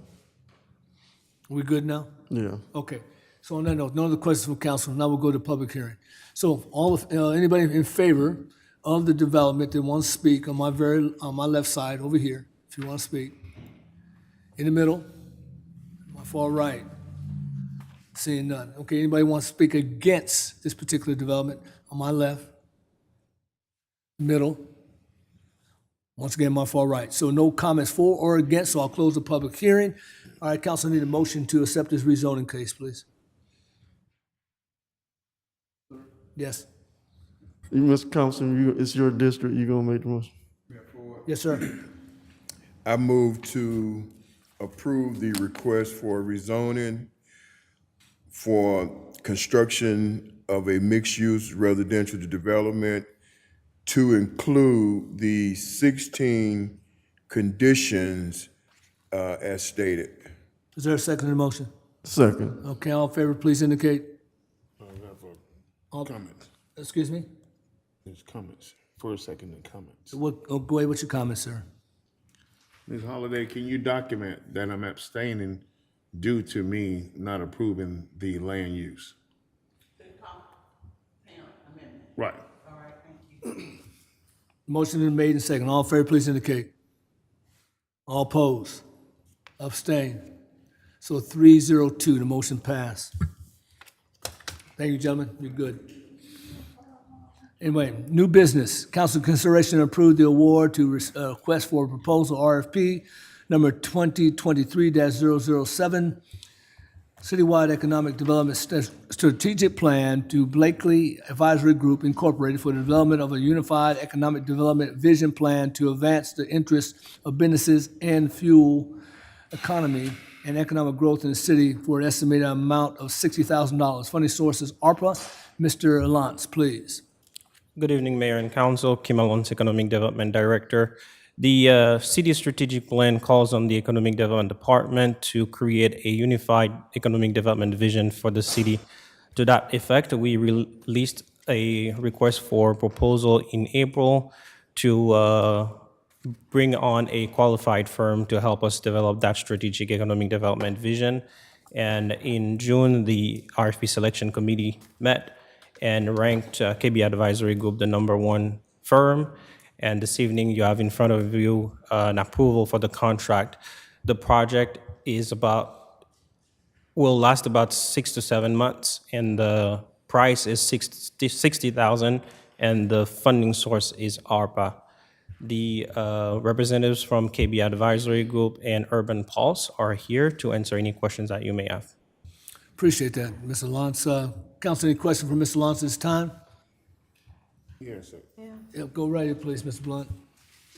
With the, how does this come in conjunction with all of the different, strategic plans we've already had in place? So part of the RFP that we released, we had a stipulation in there that part of what they're going to be doing is also taking a look at all the plans that we have, including the RSVP plan that UGA worked on for the city in 2018. We're also working with KB Advisory on TAD as it relates to downtown. So all of these are going to be considered as part of this effort. And that kind of is going on with my question, because we've had RSVP for downtown, we've had other plans for downtown, we've had strategic plans for throughout the city. It seems like every time, 2 or 3 years, we're coming up with a new plan. What are we doing with the plans we already have? That's my concern, that now we would spend $60,000 to come up and do another new plan. Sure.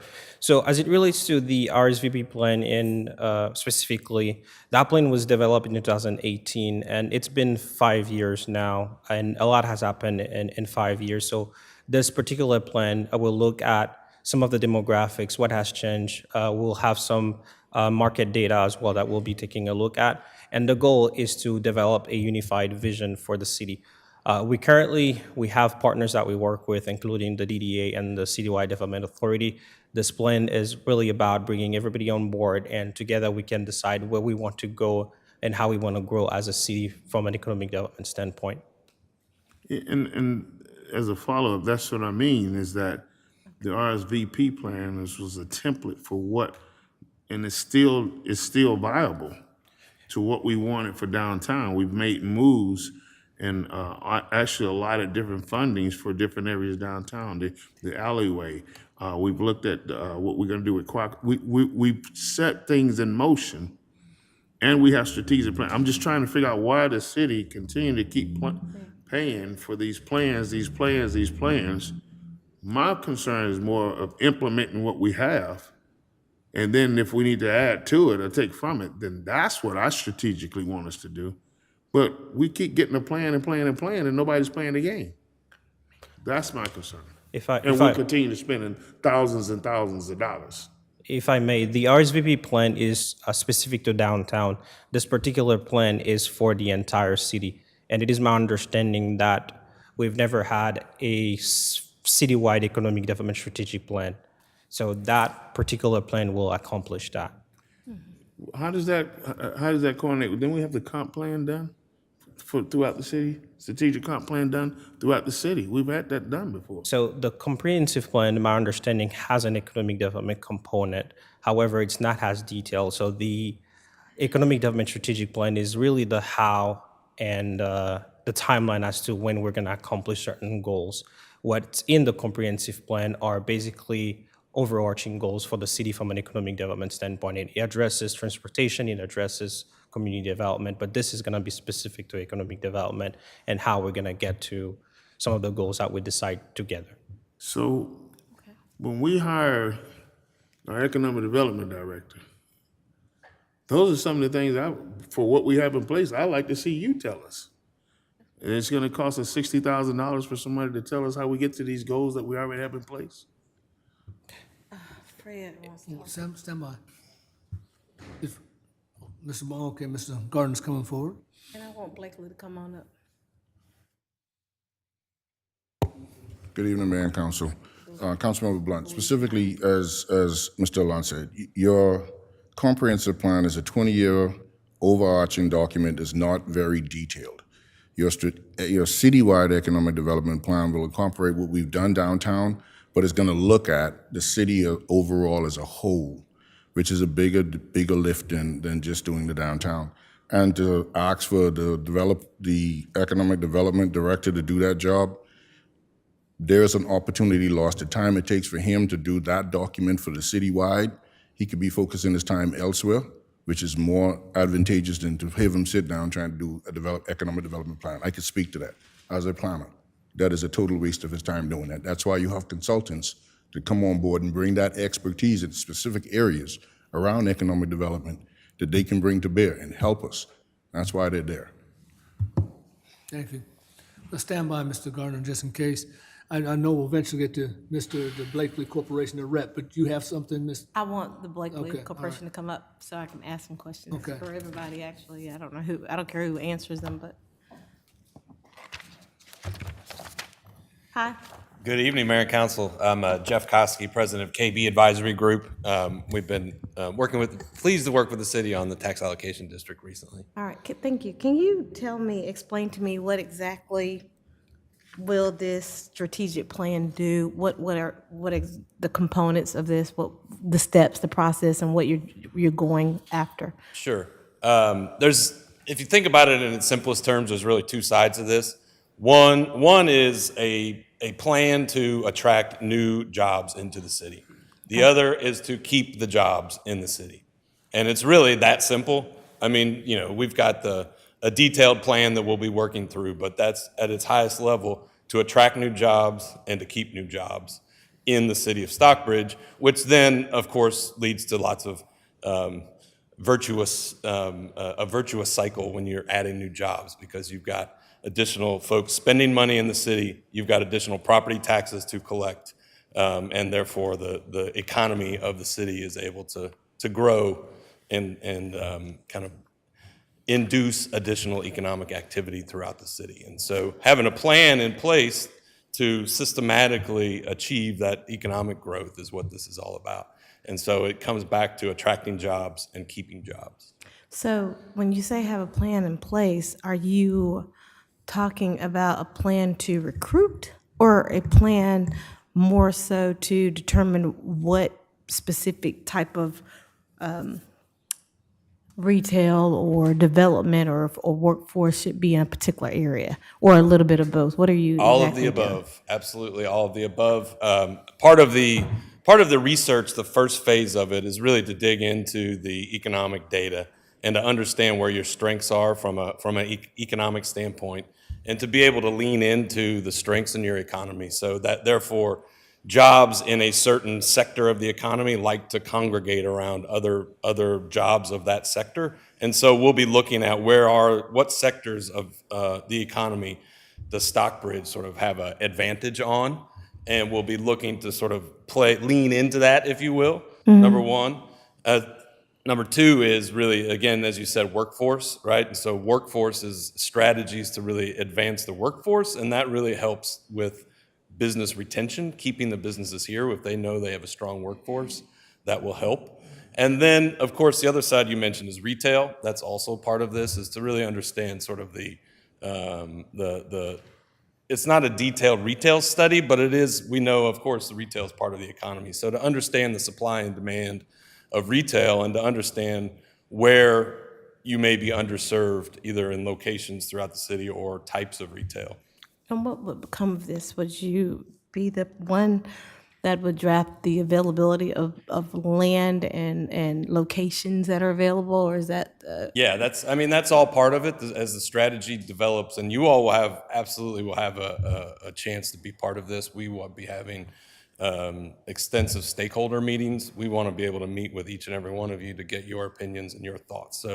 So know that's coming. But in terms of being able to understand the ability to attract retail, I mean that's where really the strategy comes into place, right? So it's sort of we're not sure where this is headed yet. We got a lot of research ahead of us to really then understand where the economy wants to grow, and then how the city can be involved in helping the economy grow within the city limits. Okay. And I don't know if I'm far-reaching, you let me know, but how do you go about doing that? It's a lot of research and analysis. And so we, KB Advisory Group, we've been around for about 23 years now in Atlanta. We just got finished doing this in the city of Tucker. So the city of Tucker is a similar process, although it's a very dissimilar city. So the answers will be very different. The process starts the same, and it starts with lots of research. So I have a team of data nerds. And so we have our heads in data all day long. And so we'll be looking at census data. We'll be looking at Bureau of Labor Statistics data. You name it, we're looking at data. We'll be working with Mr. Alawans to understand localized data. We'll be looking at tax parcel data. We will cover ourselves in data starting tomorrow morning. Once we sort of understand the data, we will then measure that against what we're hearing from our stakeholder groups, right? And so we'll be getting lots of input on the ground. We'll be spending time, again, with each of you. We'll be having community meetings. We'll understand how the economy works from your perspective. We will tie what we hear from you all from the business community. We'll be having business focus groups. We'll get a detailed understanding, boots on the ground, of how your economy works. We will also, at the same time, have a deep dive into the data of how your economy works. And those two things will come together to help us devise the strategic plan, which, of course, will then, be vetted, if you will, by city staff. So, Can you give me some success stories of your past experience for this? with other cities? Well, as I said, City of Tucker was they were also looking to pass their first economic development strategic plan. Their economic development manager didn't really have a work plan, if you will. She was tasked with growing the economy and making sure that the businesses come and businesses stay, but she didn't have a plan to attack with. And so that economic development strategic plan really helped her understand her local constituency and understand sort of the unique natures of that economy. And so she now has a plan for her day, each and every day, as an economic development director. They're continuing to attract businesses. They really want to focus on their downtown. And so if you've been to their downtown, you can see that there has been activity in some of the similar ways that you all have had activity. So in some ways, now that I think about it, I hadn't thought about it, but your downtown is not so far away from where they were 3 or 4 years ago. So that's an example of us working with a small city in the Atlanta area with an economic development strategic plan. Okay. You've worked with larger cities as well? City of Atlanta, I mean, last year our biggest, one of our biggest clients was the Atlanta Housing Authority. I mean, we work with big and small. We're getting ready to kick off work in Cedartown, Georgia. We work with Invest Atlanta, you name it. We're getting ready to work for, we've done work for the City of Savannah. We've set up 8 TADs in the City of Columbus. You name it, top to bottom, we've done it in Georgia. Okay, and Mr. Kim, once you receive this report, if approved, what are your plans? So part of the report that we'll receive from KB Advisory will include a timeline and prioritization as far as what we'll need to implement and how, and we will need to partner to implement. So the plan is to go and implement the plan. Okay. When you say need to partner with whom?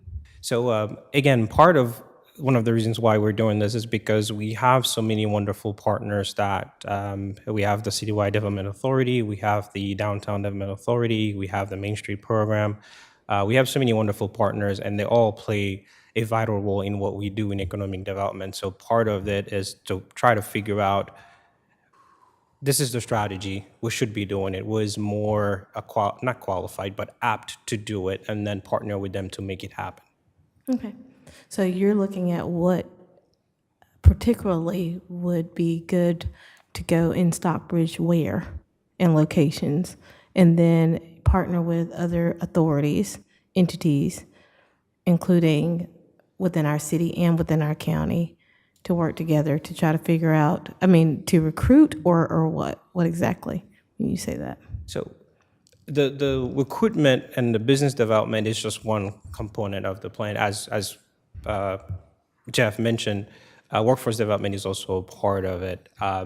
So it's basically looking at some of these strategies and figuring out who we need to partner with to make them happen, whether it's certain businesses that we need to recruit, whether it's partnering with some of the entities that we have here to offer more small business development for the business that we have now, because part of what we'll be doing as well as part of this is to really hear from our business community, because we need to know what their needs are. So, and that is doing a business assessment of some sort. So it is a lot of components coming together.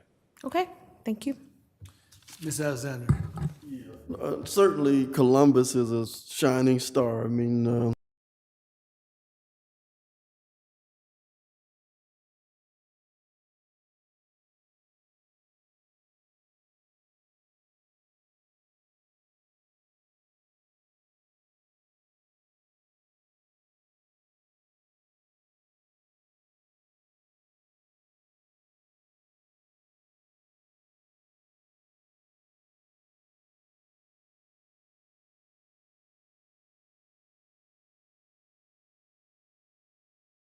Candidate. She knew that they needed an economic development tool, particularly for their downtown, but also elsewhere. And so she called our firm. At the time, our firm was called Blakely Advisory Group. It's now called KB Advisory Group. I bought the firm from Mr. Blakely 5 years ago. She called Mr. Blakely and me, and fast forward, we helped set up 8 TADs in the city of Columbus. I was just there 2 weeks ago, as a matter of fact, working on a ULI panel, and people came up and said, "Oh, you were involved in this TAD, in the that helped get this nightlife here that we have never had before." And I said, "Yeah, I wrote it," and they're like, "Well, we couldn't have done it without you."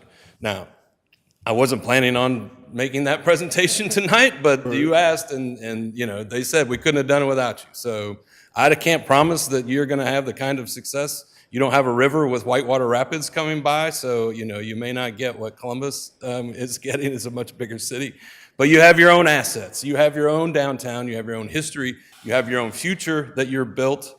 I'm really excited to figure out what this is all about. What is your future? It's not whitewater rapids, but it can be a success. We live in this dynamic region. You guys should have your fair share. We can help you figure it out. We can't promise that you'll get it, but we can help you figure out a strategy to get there. Well, certainly we have 140,000 cars coming down I-75 every day. That's a big river. You got a ton of assets here. You got to figure out what to do with them. So- you have figured out what to do with them. We're excited to kind of keep the story going. Well, we certainly want to make sure that we do that in terms of advancing the goals of just like the project we approved tonight. So, Mr. Lunch, is there conversations with the authorities? What is the With specific your question? conversations with the authority, are they been in the loop where you're going? Yes, I've mentioned the project with them, and they will be involved as far as helping us develop that unified economic development vision. Okay, Mr. Gardner, you over there?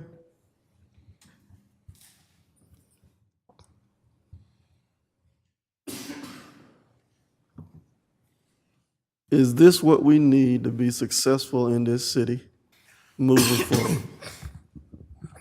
Yes, sir. This is one of the plans that we're going to be needing moving forward. As we said, it's going to consolidate what we've done in the downtown area, but also it's going to take and look at what we need to be doing citywide, right? If you just Google economic development plan cities, you will see that every major city, competitive city around us, have an economic strategic plan. There's a purpose, there's a reason why. Because they understand the value of economic development, right? About attracting businesses, right? Having a shared vision around where the community wants to go and looking and going in that direction over the course of up to 5 years. A strategic plan is not a 20-year horizon, right? That's why it's called strategic. It's supposed to take into account exactly what's going on and forecast within the next 3 to 5 years what's going to happen. Your comprehensive plan is a 20-year horizon, right? When we did that plan, nobody envisioned COVID. Nobody envisioned inflation. Those things impact your economy, right? So what's in that plan changes, and that's why we went from a 5-year partial update, 10-year major update, and 20-year rewrite to having DCA now mandate 5-year updates. So what used to be done in 10 years is now being done in a 5-year horizon because we understand that things change, and over the last 15, 20 years, we've gone through a major recession, and we went through, are still coming out of a major inflation. So those time periods, you have to look at how things are moving around. So this is a plan that's gonna help us moving forward. So this is gonna help us drill down with some of the specifics to get us going and moving along that journey where we're trying to go. Yes, sir. All right, thank you. Mr. Blunt, go ahead, please. Forgive me if I'm not seeing what everybody's seeing. Because on the northern end, we've approved development. Development was approved tonight. Mixed use is down on the southern end. In the mixed section of the cities, we have downtown now starting to build up. We have a plan for downtown, obvious BP plan that was the template for downtown. We have identified all the areas around the city of Stockbridge. The greatest asset we need to make it happen is funding and packages for these businesses when they come into the city. We have so many plans and so much in place already. We have it. We have. When you look at a city like Madison, when they took the economic development director, they took the Main Street. They worked with the DDA and they worked with their development authorities, and they came up with a plan that they knew was going to work because they knew the areas. In those areas that they started developing, they came up with a plan, the best way to develop those areas. We're already developing areas. We're already attracting new business. We're attracting hotels. We're attracting people that we even here tonight. We're attracting so much. I'm trying to make $60,000, which is now an estimate. It's not an amount of, it's an estimate, so I don't know if that number is high or low. I'm trying to find out, why do we need this when we have so much already in place? We got grant writers. We got so much in place right now. All we have to do is put the right people in places and make sure we start moving all this stuff. It's already in place. Respectfully, Councilmember Blunt, what's happening to us is happening to us through happenstance, right? And that's been pretty much the direction of Henry County as a whole for a great part. Now I think we're in a position where we get it, and everybody, including the county, is looking strategically. So rather than hoping that things come, part of what you're seeing tonight on the agenda is an opportunity for us to start to look at dictating exactly what we want, especially as it relates to economic development. Our downtown is not thriving. Our downtown is still dead. Right, we have life coming into the downtown. But Mr. Garland, let me interrupt that for a second. What's happening downtown within the last year has never happened in downtown since I've been on this council for 8 years. And when we're talking about, there are so many businesses and opportunities that are coming right now into the city of Stockbridge. Our downtown is not dead. That'll be a belittlement of the businesses that already came down there, and they are doing well. Understood. And please don't take what I say in the wrong way, sir. What I'm trying to explain to you is, as it relates to our downtown being competitive against downtown McDonough, right? Downtown Jonesboro, we're not there.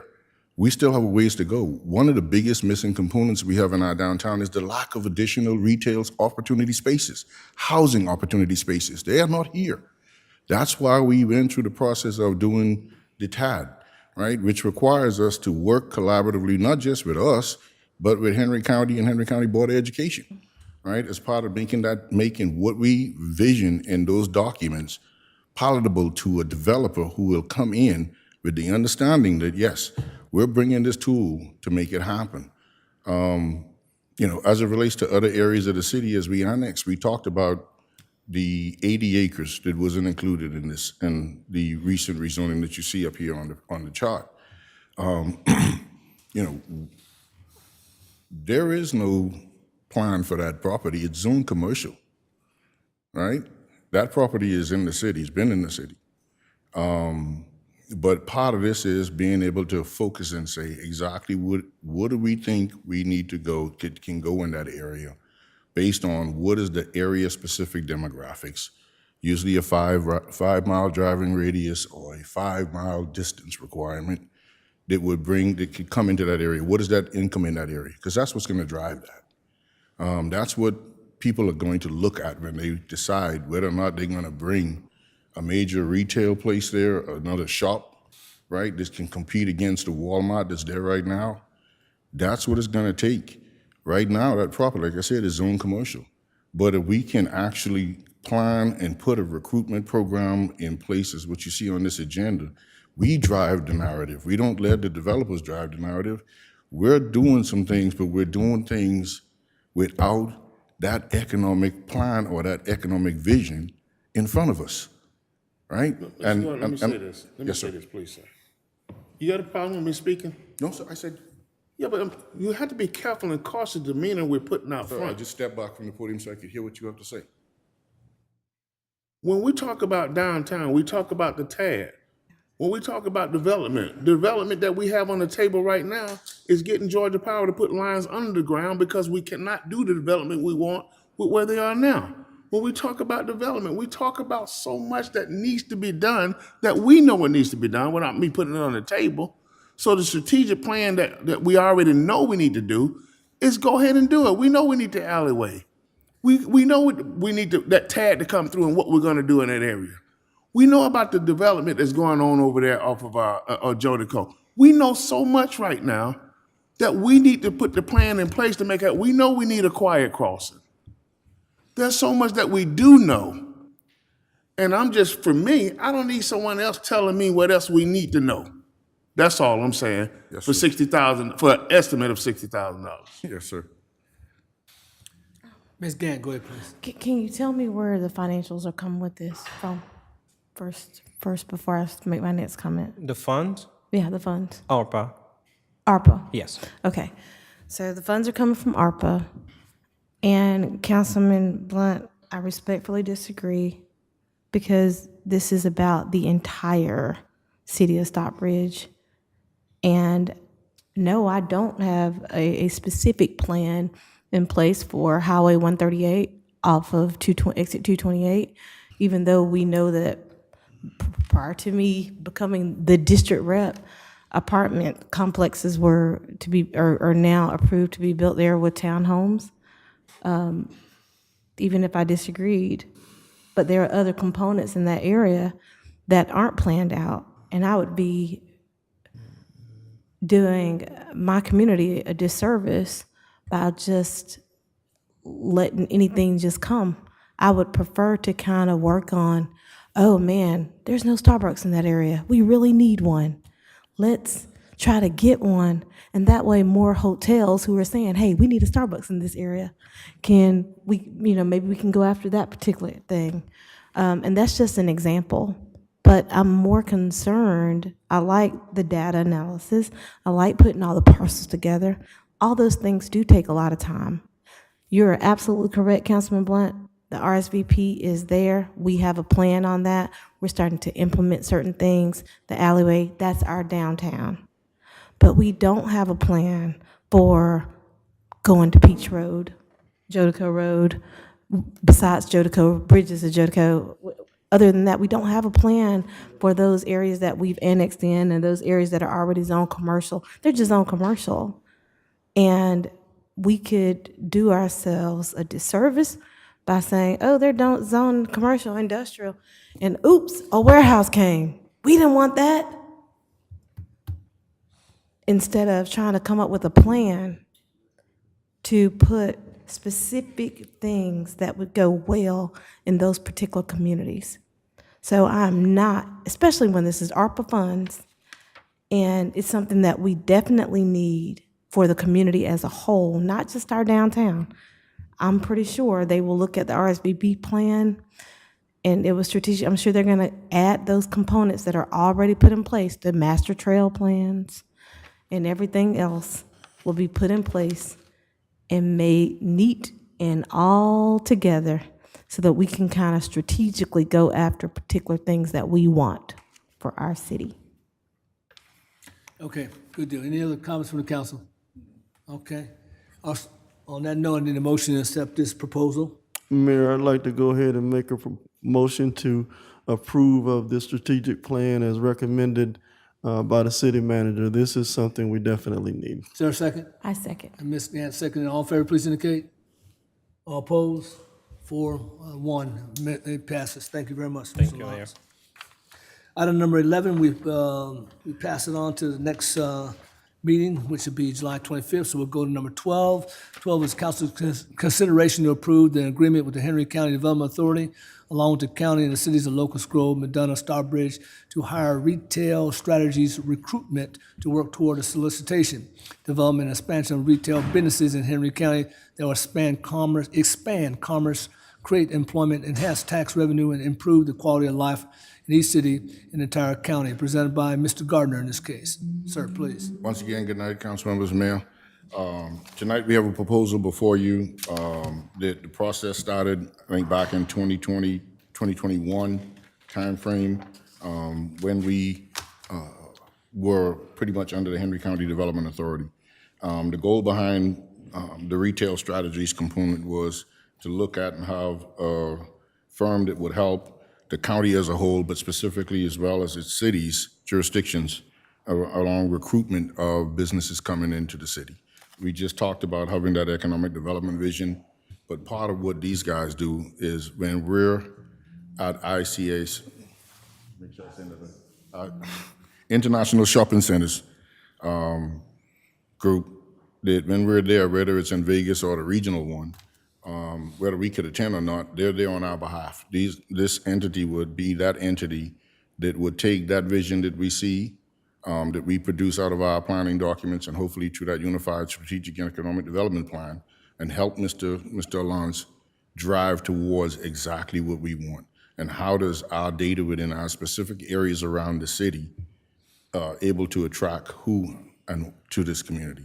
So for instance, rather than hoping that we get a Sprouts, right?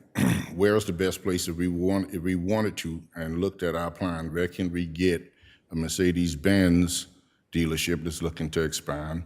Or, I want to put this out there, the Whole Foods, but we're not there yet. But this group, my understanding of it is the data that comes in, as well as they help with us with recruitment. So not only will we have Mr. Lance out there, we'll have an entity that's working on behalf of not just the city and the county. We saw this as a collaborative effort. And yes, we have formed a new development authority, but I think that the assistance that this entity can bring helps our development authority as well as our economic development department, even though the bus was being driven prior to by Henry County Development Authority. So it's an opportunity to collaborate. I think the other 3 cities are on board, or the 2 cities are on board, as well as Henry County, to make this happen. So it's not just the city of Stockbridge, it's the city of Stockbridge, the city of Locust Grove, and the city of McDonough, as well as Henry County government that see the value in making sure to be able to go after and have a group that's helping us and talking specifically to specific groups based on what our data comes in to help us bring them to the city of Stockbridge or the city of Hampton, the city of Locust Grove or the city of McDonough or Henry County. Because as we know, the sales tax when it's generated, regardless of where it's generated, is shared, right? We get a lion's share of that profit, right? So we win there. Our residents, when they get a job, if the job is in the city, excellent. But if it's in the county, that's even better, right? Because we know that almost 70-something% of our residents are driving outside the county for major employment opportunities, right? So with that, recommend the city council approve for us to enter into this agreement through the Development Authority with Retail Strategies. I will start this off indicating that Mr. Gardner and I attended a meeting some time ago with the rest of the cities in the county at the Development Authority office. And in all actuality, I thought it was a very good idea for us to be part of this whole process, but I also understand that it takes the entire council to somewhat approve this particular deal. So obviously it's up to you all, but I know there's been quite a bit of discussion, things that come up internally in reference to wanting to go forward or not to go forward on this aspect, but obviously that's why we're here to at least discuss this and find out what we want to do as a collective group. But I'll say again, my initial thoughts were I thought it was a good idea overall and for us to help with the development of our city and be good partners also with our county since we are in the county and we're all residents of the county as well. On that note, I will be quiet and listen to what other council members have to say. Mayor. Yes, sir. Go ahead, please. What is the downfall of this? The downfall of it? Yeah, is there any downfall of this? All right, so, yes, sir. So I hate to say that there's a downfall per se. The number one downfall would obviously be if we wanted to do this on our own through our Citywide Development Authority or DDA, we'd be walking into 100% of the costs. We just talked about the cost of the strategic plan. In this instance, you have partnership through a shared agreement where somewhere around 45% of the cost is being shared by the Development Authority and the others is being spread amongst the other three jurisdictions. Make sure I get this right. Three jurisdictions. 3 other cities. Right, between Henry County, everybody approves. city of Locust Grove, and the city of McDonough. So from that standpoint, the down point is if we don't, and at some point we have to do this or go in this direction with our Citywide Development Authority, we will be sharing that 100% cost of bringing this entity on board. So that would be the downside, is the cost. If we do it, would go considerably up. If we don't, obviously. And the other side of that is, even through our recruitment, we understand that, I think Mr. Alonso said it correctly. Economic development is a collaborative effort, right? It's not just even our entities, it's us working with our state economic development, right? Who works with the governor's office when they're looking at recruiting businesses here. So it's beyond just our jurisdiction. Economic development can be from a city standpoint to a regional standpoint to a state standpoint, because when they get somebody interested, or we get somebody interested, and it's a major player, we would want to be able to bring other entities in to help us line them into a spot that's in our city. And I wanted to say that the Development Authority representatives are here, so whatever specific technical question I cannot answer, they're here to be able to answer those questions for you as well. Mayor, Ms. Gann, go ahead, please. if we can bring the Economic Development Director up, that would probably be good. Say again? Mr. Finn. And Mr. Gardner, I see in this agreement that there's a couple of questions I have in regards to this agreement. Maybe you guys can answer for me real quick. The first part of this agreement states that we would pay $10,000 for the first year. And then it says an equal proportionment for the second year, but it doesn't give a total dollar amount for all 3 years of the contract. What is the actual total dollar amount for all 3 years of the contract? Is the proportionment based off of percentage, the way it's breaking down, or is there a total? Because there's no total here. There's just a first year breakdown. Understood. And can I say good evening first? Good evening. And Councilwoman Gant, to answer your question, this contract that's under proposal is just for the first year. They're giving us a 3-year pricing if we mutually, and there is a clause in the agreement, mutually, and that is the Henry County Development Authority, Henry County, and the 3 cities in this proposal. If we continue to go on, they give us a price reduction for each year that we continue. They stated the estimate price, so the kind of the agreement that we had in our mayors and chairs meeting to take this forward is as that continues, the percentages will be, if we are in mutual agreement after 1 year, all the entities are happy with the progress that and what has been stated in the proposal is being done. If we go forward, it will continue on. But we don't know the The price. second year, yeah, if I can finish. The second year, your price would actually, your contribution would decrease. All our contributions will decrease because the overall total will go down because they will have less of the research and interactions, identifying the targets and getting the feedback from the city manager and staff, however they decide to dedicate that, because that'd be our direct point of contact, would be his office, coordinate however he wants to. When y'all's, forget, it's been a long weekend, with y'all's direction as a council, how that interaction goes. So it goes from more gathering, get to know us and identifying the targets to straight marketing and acting on our behalf with the targets that are identified. So there's less cost in that, where you're having to do less of the research in that part and getting to know your partners and understand them so you can make a better sales pitch. So as that cost reduces and we're still happy as working together and we are going forward with it, the cost will reduce as well. And what we have proposed is that as a percentage. Anytime we got a contract renewal, we're always going to work to reduce price as best we can to get best value that's out there and review that. So that is just a stated price that's out there, but it will not be an increase. Our agreement with Retail Strategies, if we go forward together, is that price will continue to decrease and the contributions would match the percentages based on this initial formula. Okay, when you said country, okay, based off of the initial first thing. And all right, so my next question is, how, you just heard us, we voted for a strategic plan through our economic development. With that being said, and they're gonna do their research on what's specifically needed for the city of Stockbridge, how would this coincide and work with hand in hand? So I think one, it gives you additional eyes on the retail side with retail expertise with the firm. But second, different from the proposal that's there, and I have not read their proposal, so let me disclaim that right up front. But knowing the firm, and I've known Mr. Pike for a long time in there, he's well qualified, but they do not do the actual retail recruitment piece. Going out to the ICSC, going out, working with their already established clients and relationships they have with the retail real estate offices as they work with other jurisdictions across the Southeast and nationally. They have those relationships. So as they're going in, having their meetings, they will be including, I think you mentioned Stockbridge, Starbucks. Again, long day and I'm down on caffeine. But Starbucks is out there.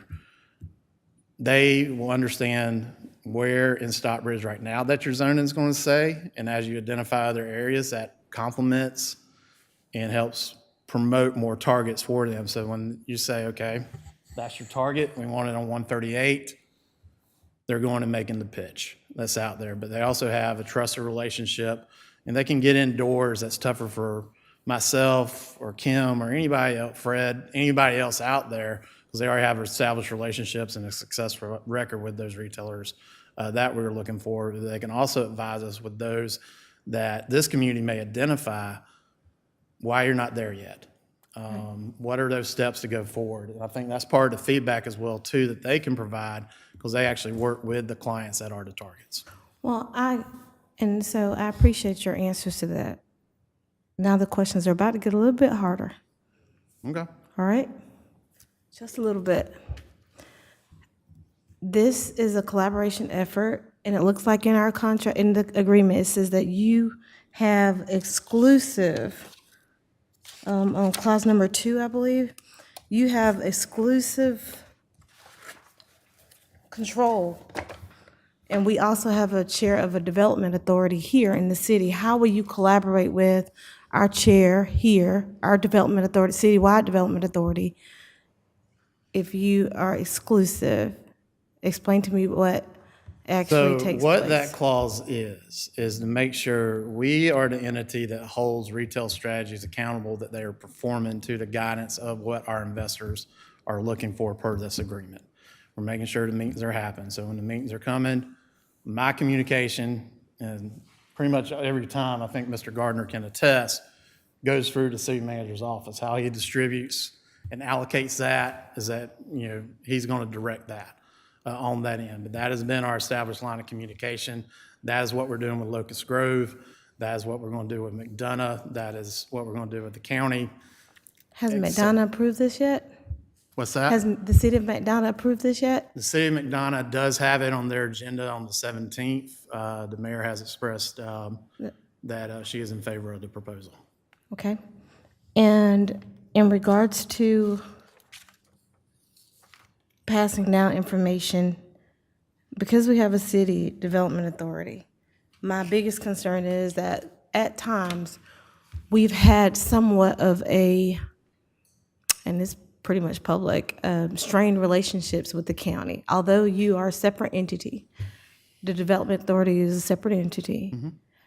How are we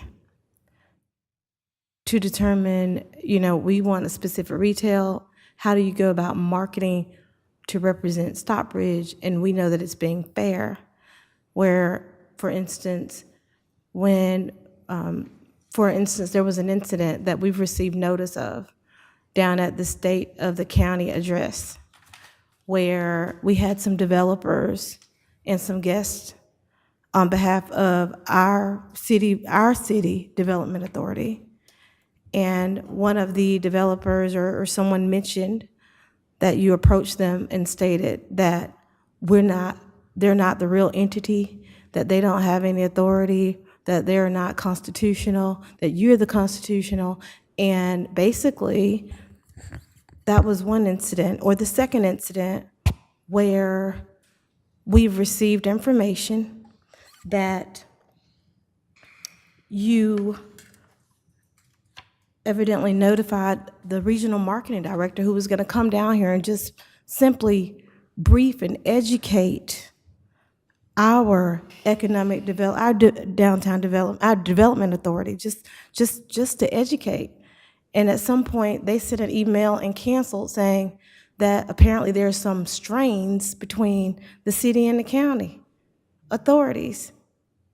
Now, I can be transparent and say I was not necessarily for a development authority originally citywide, because my concern was that we would bump heads with the counties and that there would be conflicts.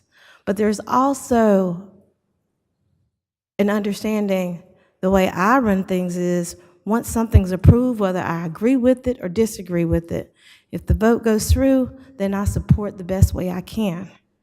And my biggest concern, Mr. Finn, is the fact that I was told that you approach these people.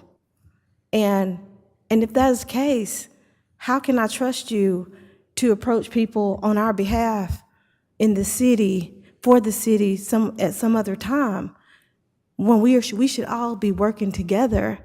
And it's actually a really big disappointment. And I was privy to hear a little bit of discussion yesterday, and I know that Hampton voted that down. That's on them, I get it. But I'm also privy to hearing information such as maybe realtors coming out to people's homes and saying, hey, if you de-annex from this city or particularly, then we will buy your property. And that it was sent. I have issues to worry about whether or not this will be in the best interest of the city or the county. So at some point, we have to have a breaking point. We have to have a point where the county and the city says, we are one Henry, and we're gonna do what's in the best interest of one Henry, regardless. But I can't say that that's the case right now. Not when I had to fight for lost dollars and stuff that I deserved. Not when I have to go through certain things and I get a letter basically stating that They declined attending a CDA board meeting due to an apparent strong rift between the city and the county. That was stated not by our city-wide development authority, but by you. So how do I know you're gonna look out for my best interest if we have guests coming in town at a dinner in our house at Merle Manders? And you tell them, I'm the real deal, not them. That's a problem for me.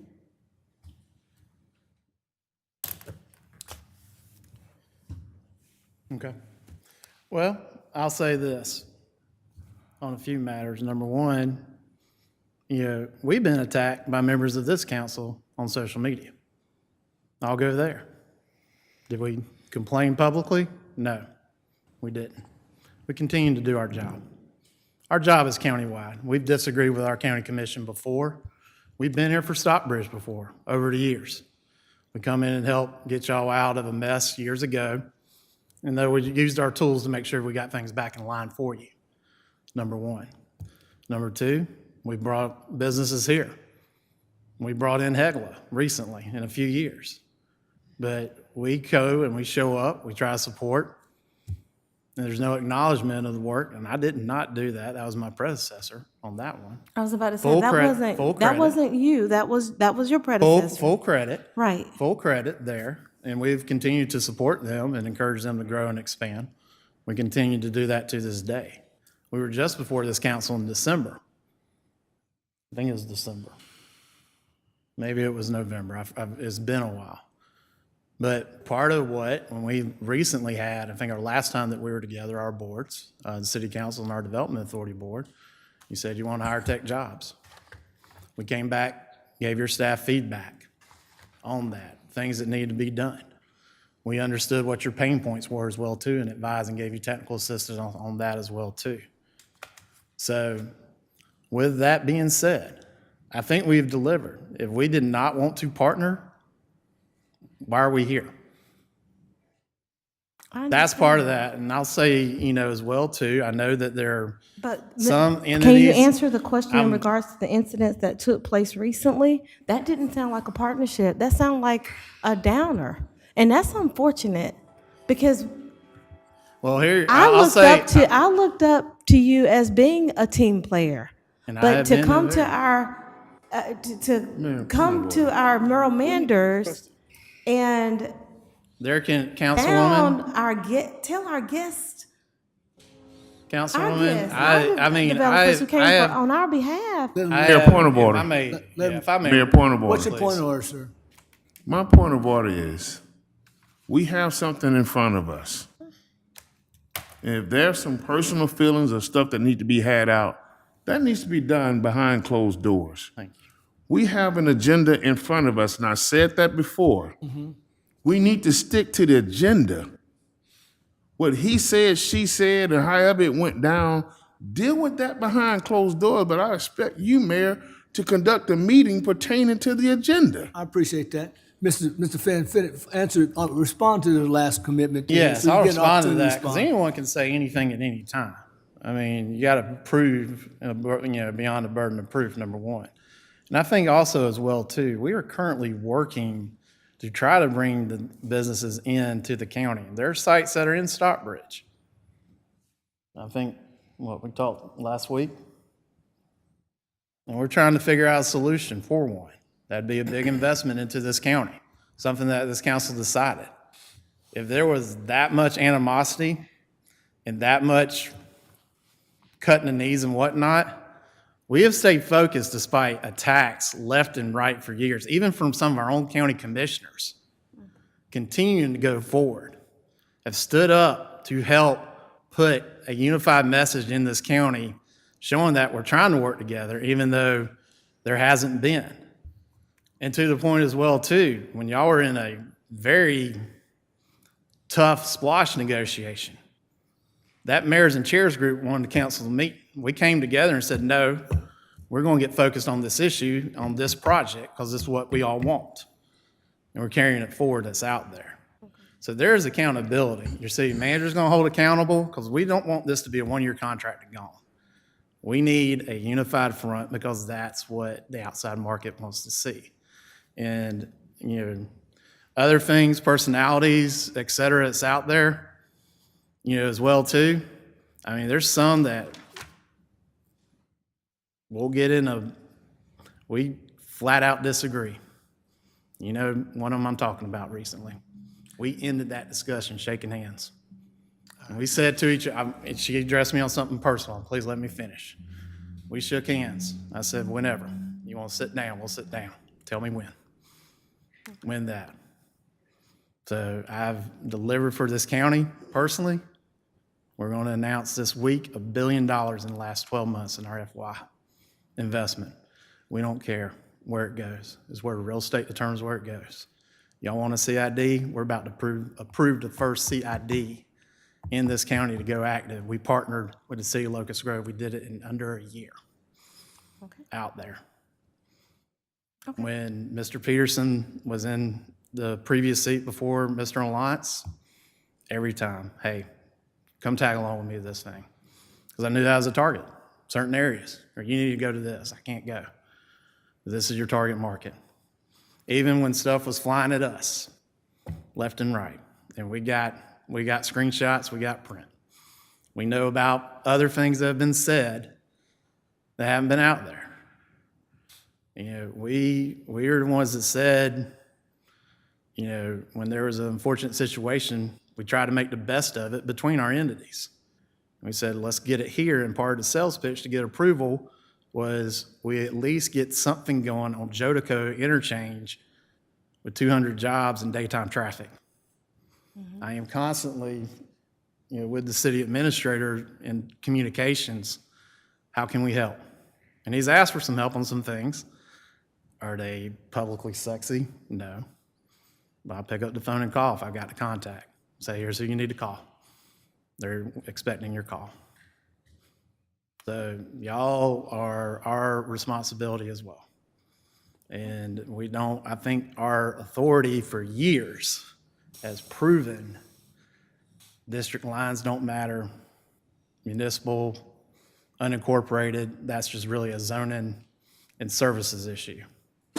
Our job, keep it in the county and make it happen. And we have delivered on that promise continuously. And I'm there. And you and I have had some long talks before. And anytime these comes up, you got my number. I'm not afraid to talk to you. Right. So, And I I agree with Councilman Blunt. Some things, there probably needs to be some sit downs here in the near future. But I feel also this is an opportunity, this is an opportunity to show the outside market there's some uniformity here, trying to work together. And we're also not trying to butt heads with each other. That's the other great thing that we want this, because we don't want Locust Grove, Stockbridge, we don't want our jurisdictions running into each other and causing each other harm when it comes to retail. We all want it. We really all want it. And there's different things that are wanted. But part of what's helping Bridges is the success of South Point, Henry Town Center, and around Tanger. If they do well, people are looking for the next opportunity.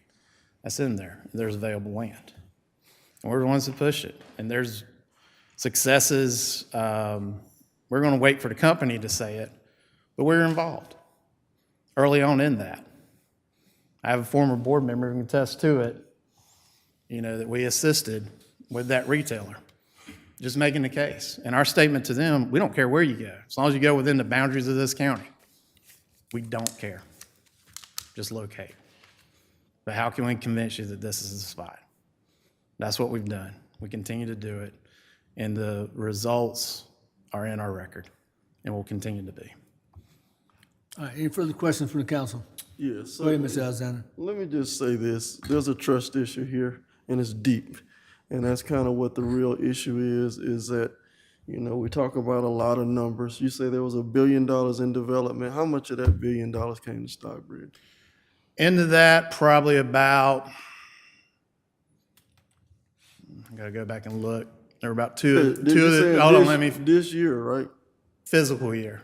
FY, fiscal year. Our fiscal year, we report a Okay. fiscal year, we report a calendar year. Right. So two of those were expansions. One of them is now in this city. That came Wasn't in the city originally, though. So it tell me annexed what we got. in, and it again, but it's also too where is available space. Right. Where is available space? Y'all don't have a lot of available space that's out there. Your vacancy for larger employers is very small, if any, that's out there. So you're basically a full market right now, minus the Candler Road building, which I know has been a headache for everybody. But one of the first things when that was coming down, Mayor, I don't know if you remember our conversation right after it. Hey, if you're stuck with it, we can help get a manufacturer in there so it's less impact to the area versus distribution centers, which is targeted, and we've got a very good success record on that. So we have done things in the past, has been when there's availability as well. Okay. In some of the bigger economic development, are you related? Are you in any way involved in the development, the medical complex coming on North Park Trail? Are they involved in that, Mr. Gardner? We're not directly involved in that. So mostly what we do in medical, we work very closely with Piedmont Henry leadership. And part of what we do as we bring in jobs, they bring in paid insurance. And the medical professions are looking for paid insurance market share that's in there. And we have a tremendous growth record showing that. And they look at us as a collaborative, all of us as a countywide market, and actually regional market too, with some of the neighboring counties as well. So in those types of instances, we're more given the market case, not necessarily where the real estate they pick that's in there. If they ask for us, we'll give them what's available, connect them with their the building's representatives as necessary. Okay, so again, but we have been instrumental in all this expansion in Piedmont Henry. We were involved in, what's the rehab hospital that changed names? I still want to call it Health South, down on Patrick Henry. Encompass, thank you. Yep. We were heavily involved in that, advocating on the CON for that in partnership with the hospital authority and the entities who wanted that. Fortunately, that's not in the city. But of course, that's very close to the city. And maybe one day there's it might some good be in the lunchtime city. traffic for your retailers. So hopefully maybe one day it may actually be there. So, you know, the other concerns that I have is we're politicians and the political dynamic. You know, we just came through a situation where we got all these entities working together. And honestly, what we're doing is, I'm sorry, my microphone was on. What we're doing is actually working. You know, we have a disagreement in this county about density. The only reason we were able to attract what we've been able to attract is because of the density that we've placed on Jodico and this density that we just approved tonight. And with the other developments that are coming. We just had a moratorium on that type of development that really kind of stifled countywide development. So it really kind of put us in a position of, you know, when we're going to the table and we're trying to present one picture of what we want in Henry County, and we got commissioners down in Locust Grove that don't want any high density at all. And then we got this part over here that does want high density, or we do want density because we understand in order to get Whole Foods, in order to get these substantial upscale developers, you gotta have density in that. But we have a political dynamic where we're butting heads with, you know, the elected because they're in a position where they're not really that supportive of the type of development we believe that's going to bring the substantial retail that we want here. So there's certain amounts of this that are under your control, but there's some that are not under your control. And that is my biggest concern is that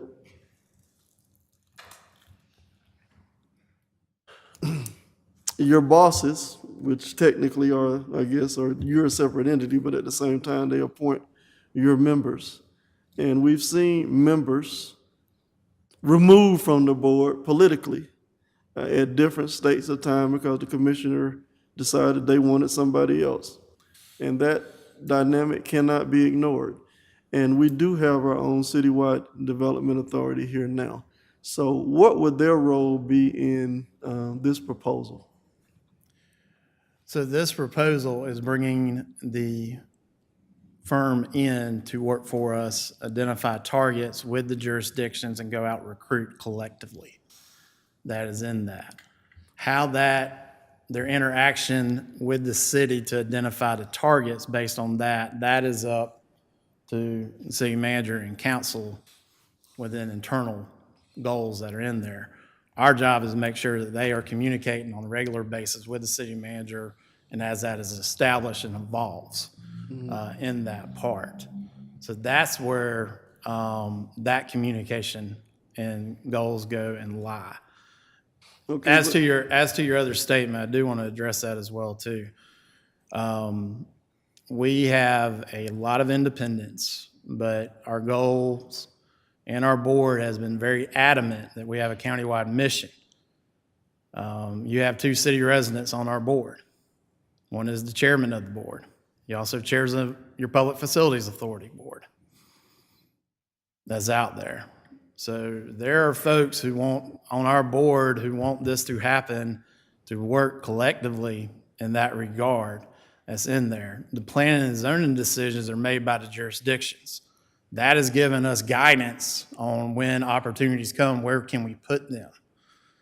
That is all that is. If some areas want density, some don't, that's fine. We respect that. Wish that's in there that identifies targets and where we can place them. To that, and to the point, sometimes there's opportunities that are out there that the zoning may be not there yet. So we go to the manager and ask and have a discussion with staff initially, is this something that your leadership would want to entertain or not in that regard? We do a lot of things behind the scenes, and that's how economic development is done by the pros. That's in there. But we have been very respectful to those planning and zoning decisions and those targets that are out there. As one municipality added industrial, they asked for go and get as much manufacturing as you can because we're worried about our tax base. And we've been very successful in that and honor that wish of the city of Locust Grove. But they also, too, recognize the benefits of this, that the 75 corridor altogether, if it's a strong corridor from top to bottom and doing well, everybody's going to win. And the sales tax pot is very important to all jurisdictions that are out there. So this is growing it. And for a minimal investment of $10,000 and change in the first year, just one successful retailer coming in with sales tax, collections coming in, the ROI is tremendous. Potential that is out there. But this helps us, gives us an extra voice that's out there, and you're getting it at 1/8 of the cost. Will our board member, with your chair, be involved? So, Irv? He's coming to. Yep. Yeah.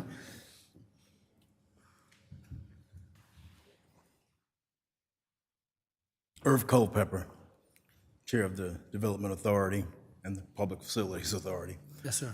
Yes, it is my commitment of our board to ensure that everyone in the county is treated fairly and that we will work collaboratively with whoever you designate.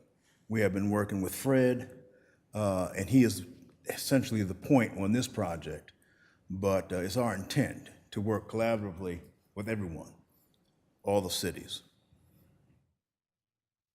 Okay. So, I live in Stockbridge, by the way. certainly. So would each city have a representative potentially? I know, or maybe our citywide chair or someone from each city would have some representation. I'm jumping the gun maybe here, but I'm thinking our city manager would be the representative, but the point guy, I would think. Yes, Councilmember, it'll be between me and Kim Alonso. Kim Alonso serves as our Economic Development Director, and by de facto, he's also our Economic our person for the Citywide Development Authority and the Downtown Development Authority.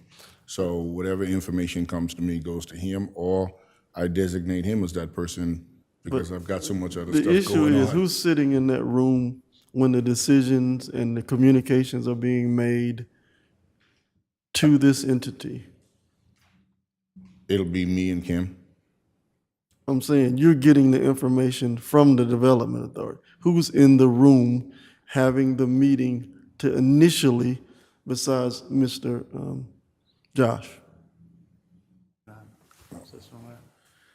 So part of what this proposal does, again, it outsources this to Retail Strategies. There's an individual by the name of Mill Graves who will be the point of contact on that. Mill has worked in the state of Georgia for well over a decade, and I actually even ran one of the statewide utility economic development shops for 3 years. So he has a tremendous background and record. So he will be executing the plan. Part of what you are buying into in what is the Stockbridge portion, he will be basically, once the introduction is made, he already knows Mr. Gardner. May I finish, please? Yeah.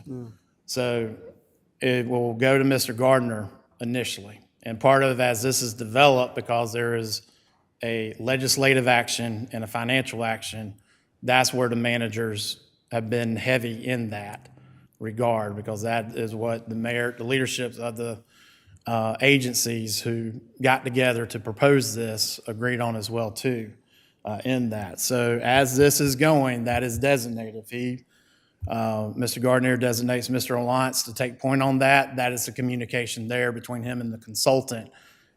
My job will be making sure that the consultant is communicating with Mr. Alliance on that, or Mr. Young, or whoever he designates in Locust Grove, or what's Steve's last name? Mr. Morgan right now, and McDonough in his point, or whoever he designates in that role.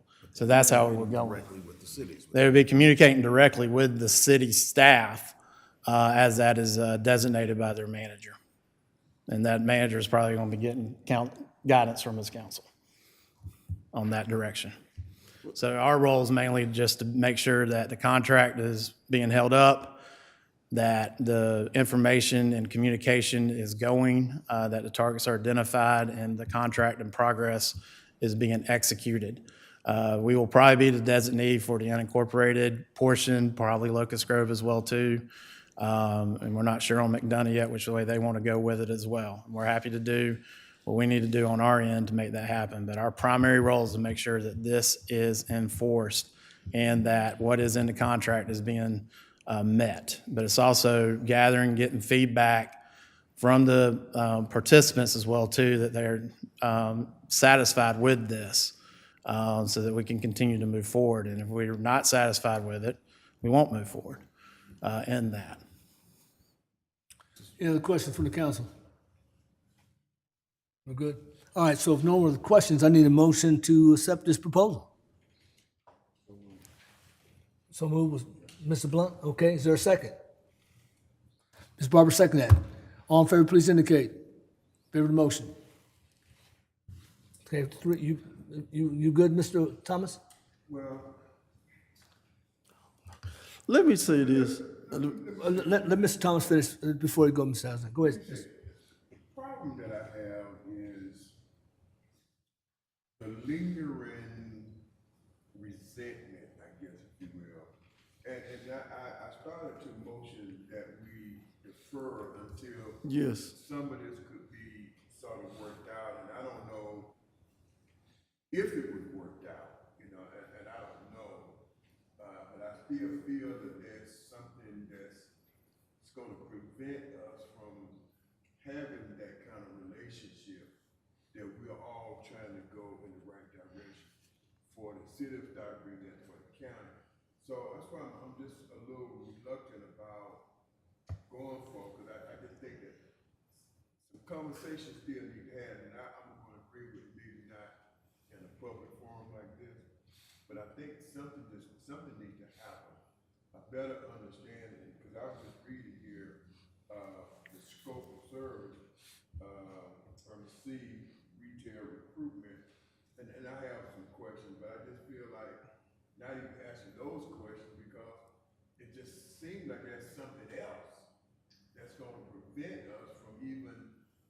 going to that point as far as trying to discuss and agree with what we have here on paper. And it's a little helter-skelter, if you will. I don't know if anybody on this council, or even you all, feel the same way that we need to maybe defer and maybe sort of talk a little bit more, make sure we got a better understanding. I don't know. So. If I can. Yeah, go ahead. I was thinking about a I'll be timeline. Go Yeah, ahead. I'll be happy to address that. So again, this is something that these entities feel that is an agreement that can work, at least from a staff level of the managers and the heads of the governing bodies to go forward. If we did not feel that, we would not be here tonight, number one. Number two, I feel very confident that the line of communication between myself and the city manager is very good. In that, I think we have a good working relationship. There are some items that, the council and our board, or the council and the commission may have disagreements. That has not stopped us one bit from communicating out there and having that communication in there. Everything that I've committed to Mr. Gardner since he's been here, I have done. I'm leaning on him a little bit, on that if he wants to disagree with me on that end. But we have done everything that we have said we're going to do. This, again, is us buying in collectively as, think of it a little bit as a co-op in that. But in the contract, it says that they have to communicate, with the city staff. They have to get that feedback, identify the targets, bring that data in, and then go hunt those targets. Our role to that is making sure that they're doing that. Well, let me just ask my councilmate, just based on my statement, and I don't want us to prolong because I know we've been here long enough, even on this subject itself. But what is the feeling? Yeah. Let him finish his comment. And I'm just Okay. well. I know.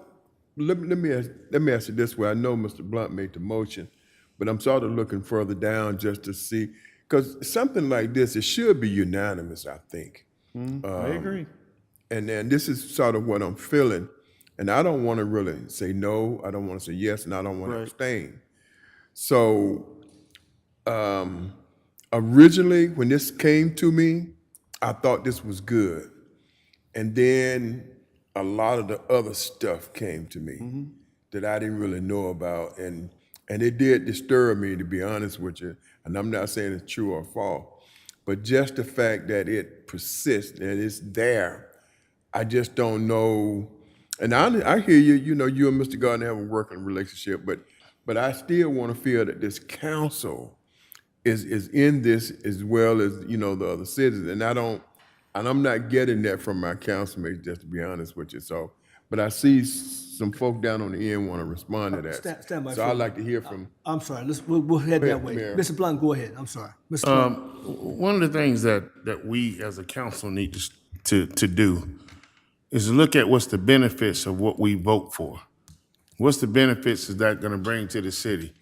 Personal feelings and personal, all of this stuff, do that behind closed doors. Shake hands, hug, go out and get a cup of coffee.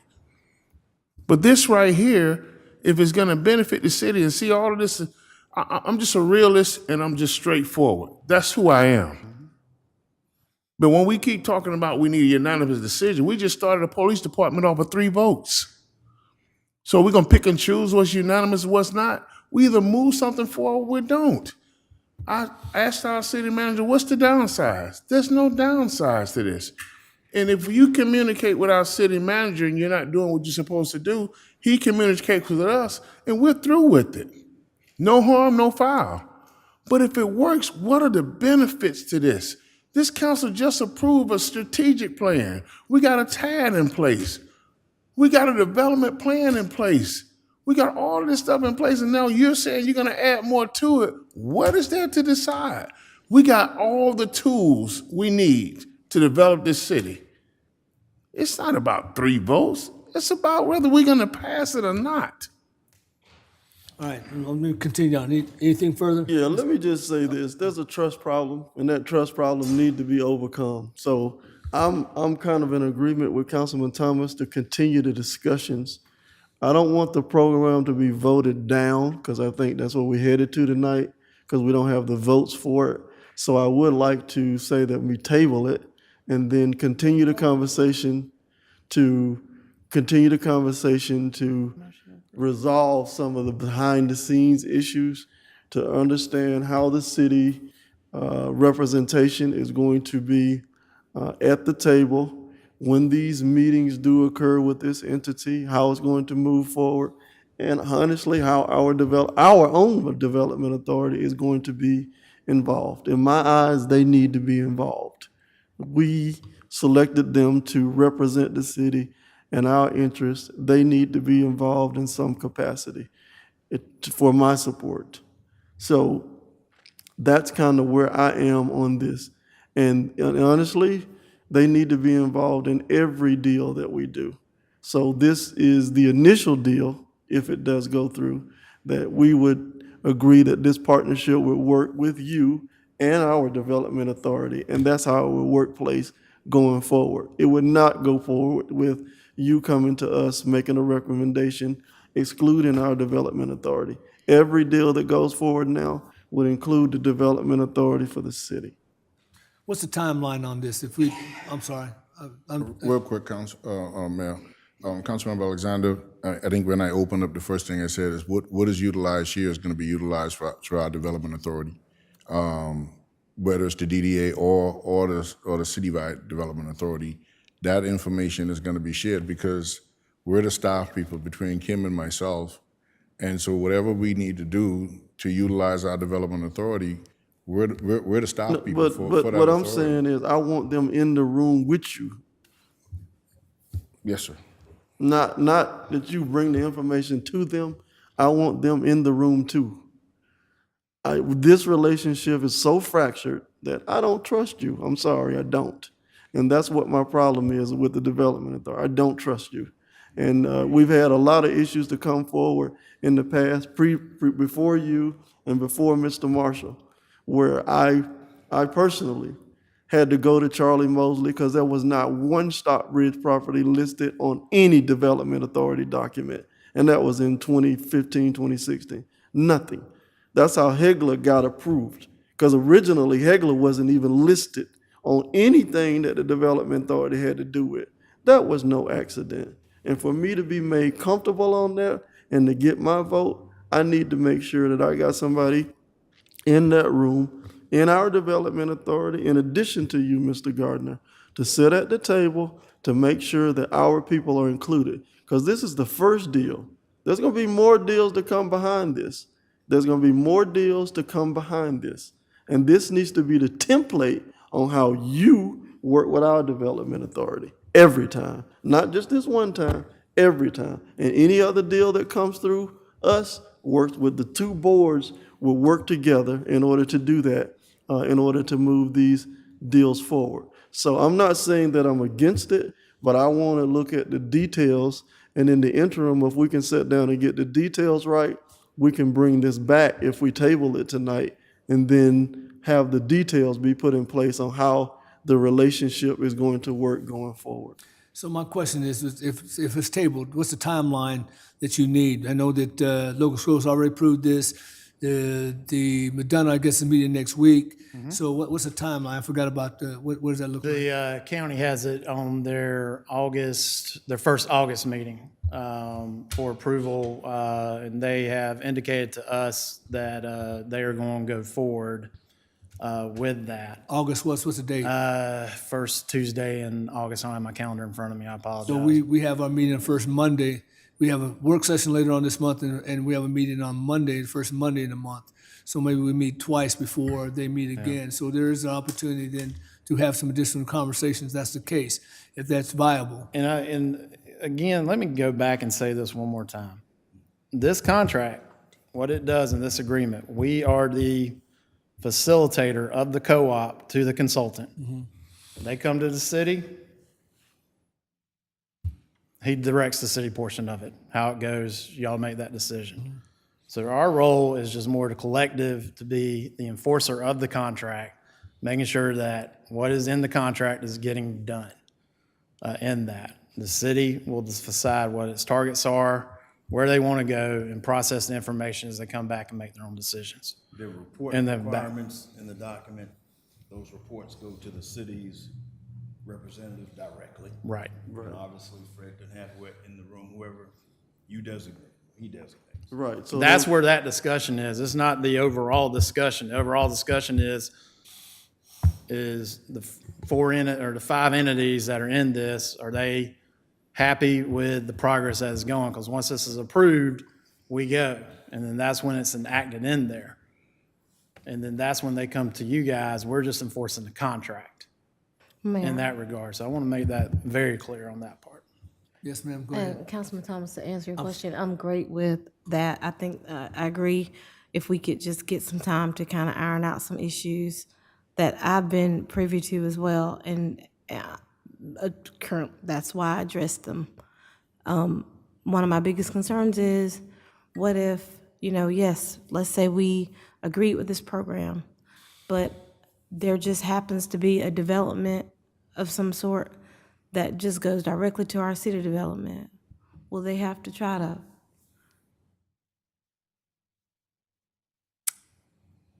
worry about someone trying to tarnish that because it came to them and not directly through you? So And so that's I would say this. That's my What this concern. does, again, what this And does. so we probably need to iron those things out, is all I'm saying. And And I would like to talk to you about that. I'll be more than happy to do it tomorrow, if you are available. But I do have some concerns, and I think that once we iron out those concerns, Mr. Culpepper and Mr. Marshall, if we can all get together and iron those out, I think we'll be okay. It can be tomorrow. I can be. Do you need to respond to that, sir? Yeah, I agree with what Councilman Blunt said on some things, and I'm holding to that in that regard. But again, with this proposal as it is, to go forward, again, it goes back to, we are just collaborating the money. We're taking the lion's share of the fee as well, too. Y'all are coming in at a very paying, yes, majority of that. It's not about the money. $10,000. It's not You know about the what, money. Councilman, you're interrupting me. Let him finish. You're interrupting me. I've not interrupted you, sir. Go ahead. Finish your comment, please. So, but, with that being said, we do not have to do this. We wanted to do this. We wanted to do this. We feel it's that important that is in there.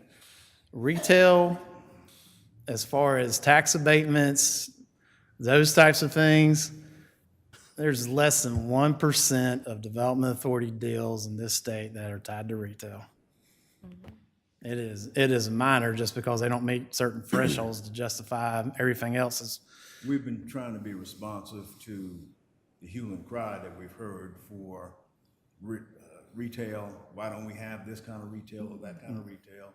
So we put together a group that experienced in developing those facts so they can disseminate, find out from the cities what the facts are, disseminate to you what the opportunities are. That's really all we're trying to do here. I think it's a great idea. I'm not knocking the idea. I love the idea. We're not in the middle of this, actually. It's going to go directly to For your the city representative. portion. I love, Mr. Culpepper, I love this idea. Thank you guys for coming up with it. I do. Again, I have concerns based off of what information that we've received, and that bothers me. That's all. All right. Mr. Thomas, please. And this is my last statement on it, and I just want to say this, Mr. Finn. I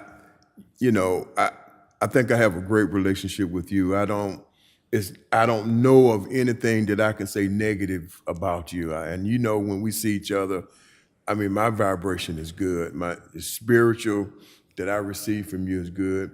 Mr. Culpepper, I know of you. We don't really have a good relationship as far as working together. Mr. Marshall, same thing. I've known him for a while, and I get good vibration and good spirits from him. And I think the makeup of this, I think is really good. And actually, I was prepared to vote yes when this was approached to me, and I thought it was good, and I still think it's good potentially. But what I don't want to happen, and I'm not saying this is going to happen, Mr. Finn, but I don't want anyone, I don't want you or anyone on the board to have any kind of lingering resentment against the city because of, and I know you mentioned that you've been bashed by some council member, but I don't want that to reside in your spirit. And when there's a opportunity, whether say it may go to Stockbridge or McDonough, then it goes to McDonough just because of that lingering spirit that you may have. But I just want to say, you and I get good, spiritual vibration.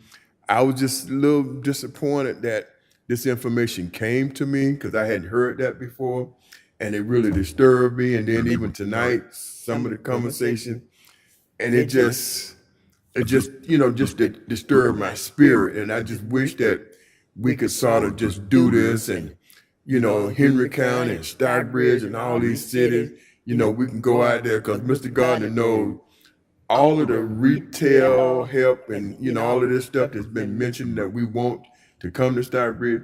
Any help that we can get to help us to bring these things to Stockbridge, I'm in favor of that. But I do respect everybody's opinion, and that's where some of us get a little conflict. We all are elected. We all have an opinion, and I respect everybody's opinion because I'm gonna stick strong to mine in the way I feel, and I don't, another person's opinion. I respect that. But at some point in time, we have to go forward about what's best for the city of Stockbridge. And that's what I try to do. What's best for the city of Stockbridge, not my personal feeling about somebody or what somebody else said, because I know how the he say and the she say, and by the time it come full circle, it's a whole different story. So I don't really buy into that, but I just hate that we are sort of here now, and I don't know, should we sort of take a fall back, breathe a little bit, discuss it a little bit more, and sort of come back? But I like this, and I want to vote for it, but I just sort of feel that we just need to come back to the table and just sort of just talk and make sure that everybody's good and that we can sort of just go forward. But now, I know we got a motion.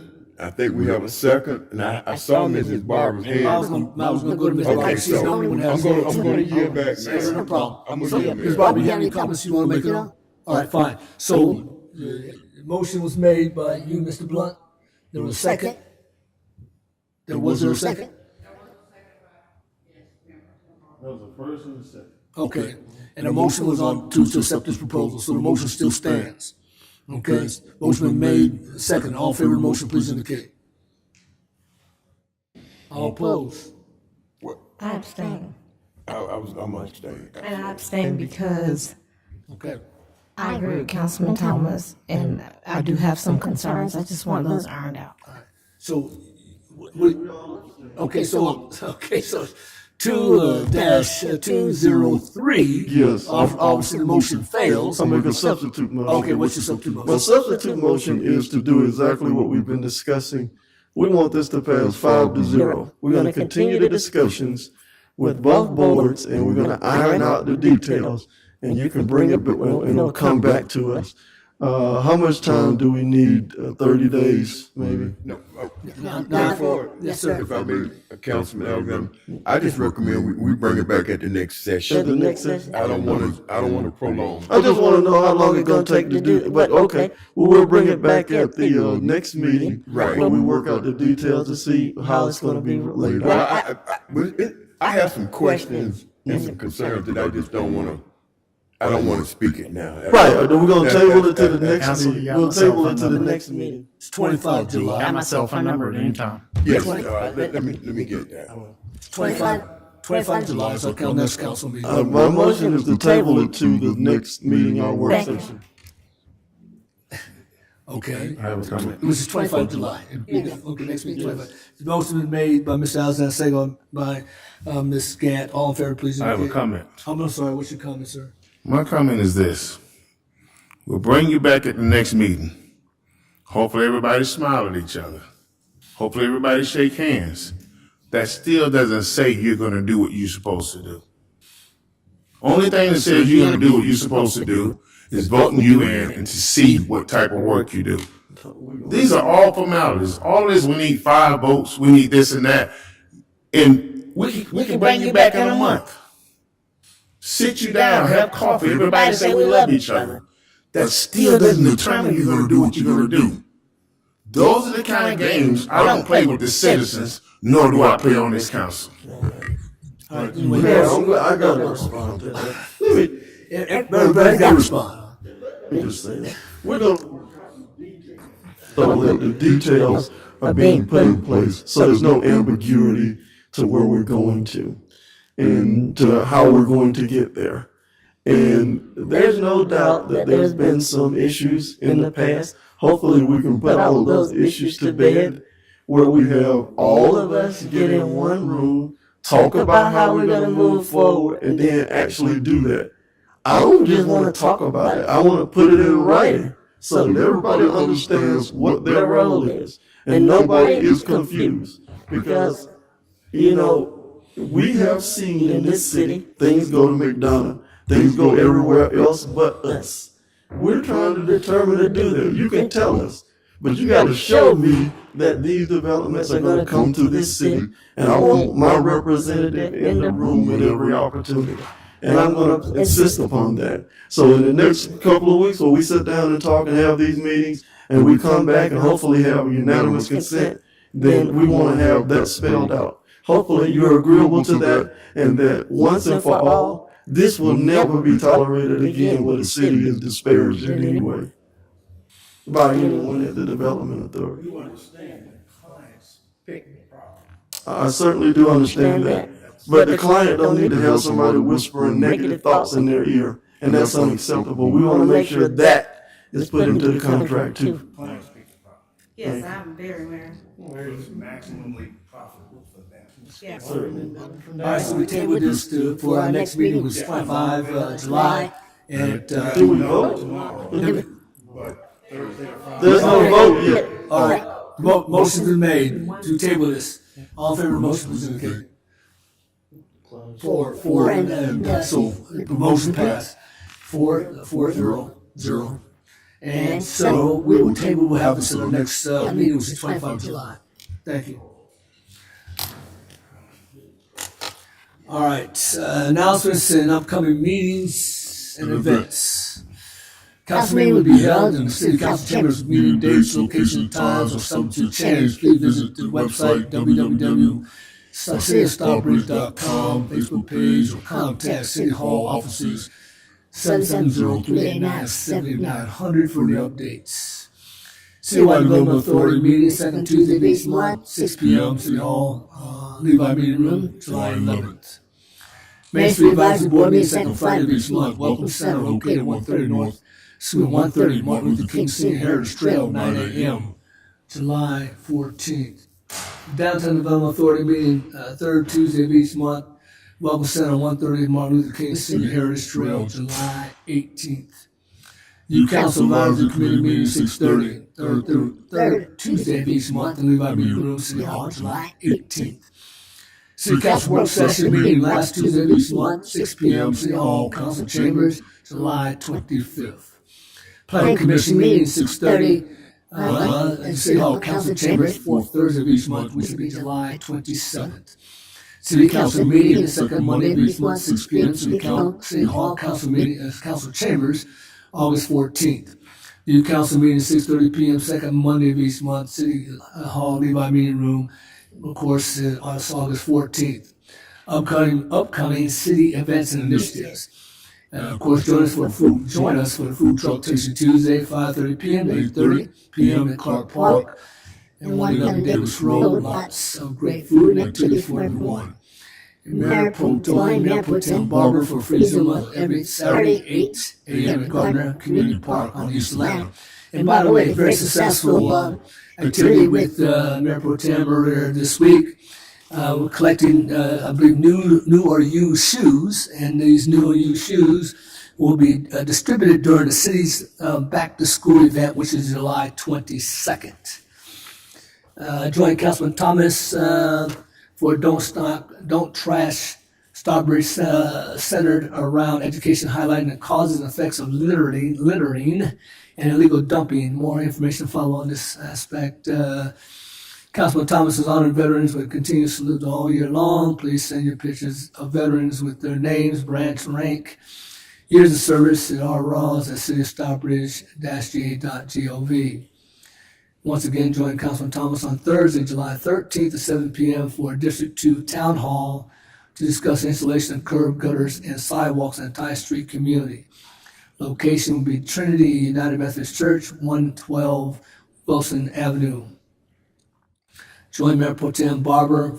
We just talked about the Cake for Kids, and that happened on July 15th. So that's where the collection of those shoes will be delivered during the back-to-school book bag supplies, which is Saturday, July 22nd, from 11 a.m. to 1 p.m., and that'll be in the Stockbridge Amphitheater parking lot. Attention to Stockbridge parents and students. The City of Stockbridge, in partnership with the Stockbridge Youth Council, will distribute free back-to-back school supplies, once again, and that is July 22nd. Join Councilman Blunt for the Bingo Bash Wednesday, July 19th from 10 a.m. to 12 noon in Merman's Conference Center, 111 Davis Road. Once again, that's Wednesday, July 19th. And to join me and to meet the mayor on Monday, July 24th, 10 a.m. to noon. Please contact Rosalind Rawls to schedule an appointment, 678-833-3348, or send her an email rrawls@cityofstockbridge-ga.gov. And by the way, get your tickets for upcoming 2023 Stockbridge Concert Series, The Bridge, by visiting stockbridgeamp.com. One person at our ticket office located 4650 North Henry Boulevard, Thursday to Saturday, 1 p.m. to 5 p.m. Once again, at the amphitheater, 4650 North Henry Boulevard. Come to the box office, will call, and get your tickets Thursday through Saturday, 1 p.m. to 5 p.m., or go to stockbridgeamp.com. And obviously coming up here, my additional comments, but coming up, of course, yes, sir. I have a couple comments. Stand by. So, coming up this weekend, you got Fantasia and Joe Saturday, which is sold out, Saturday the 15th. But the 16th is also Fantasia and Joe, which should be a sold out show. I believe tickets are still available for that. And of course, we all still have the ongoing COVID-19. And so make sure you get vaccinated and boosted and take all the health type of things you need to be healthy.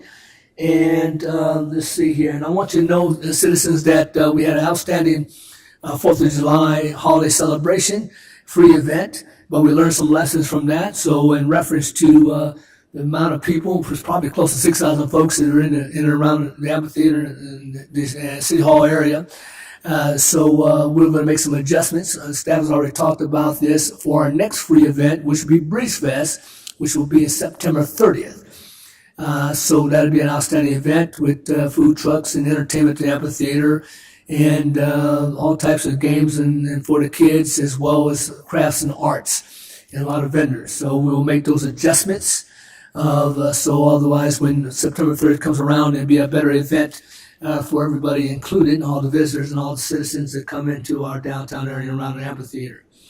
And let's see here.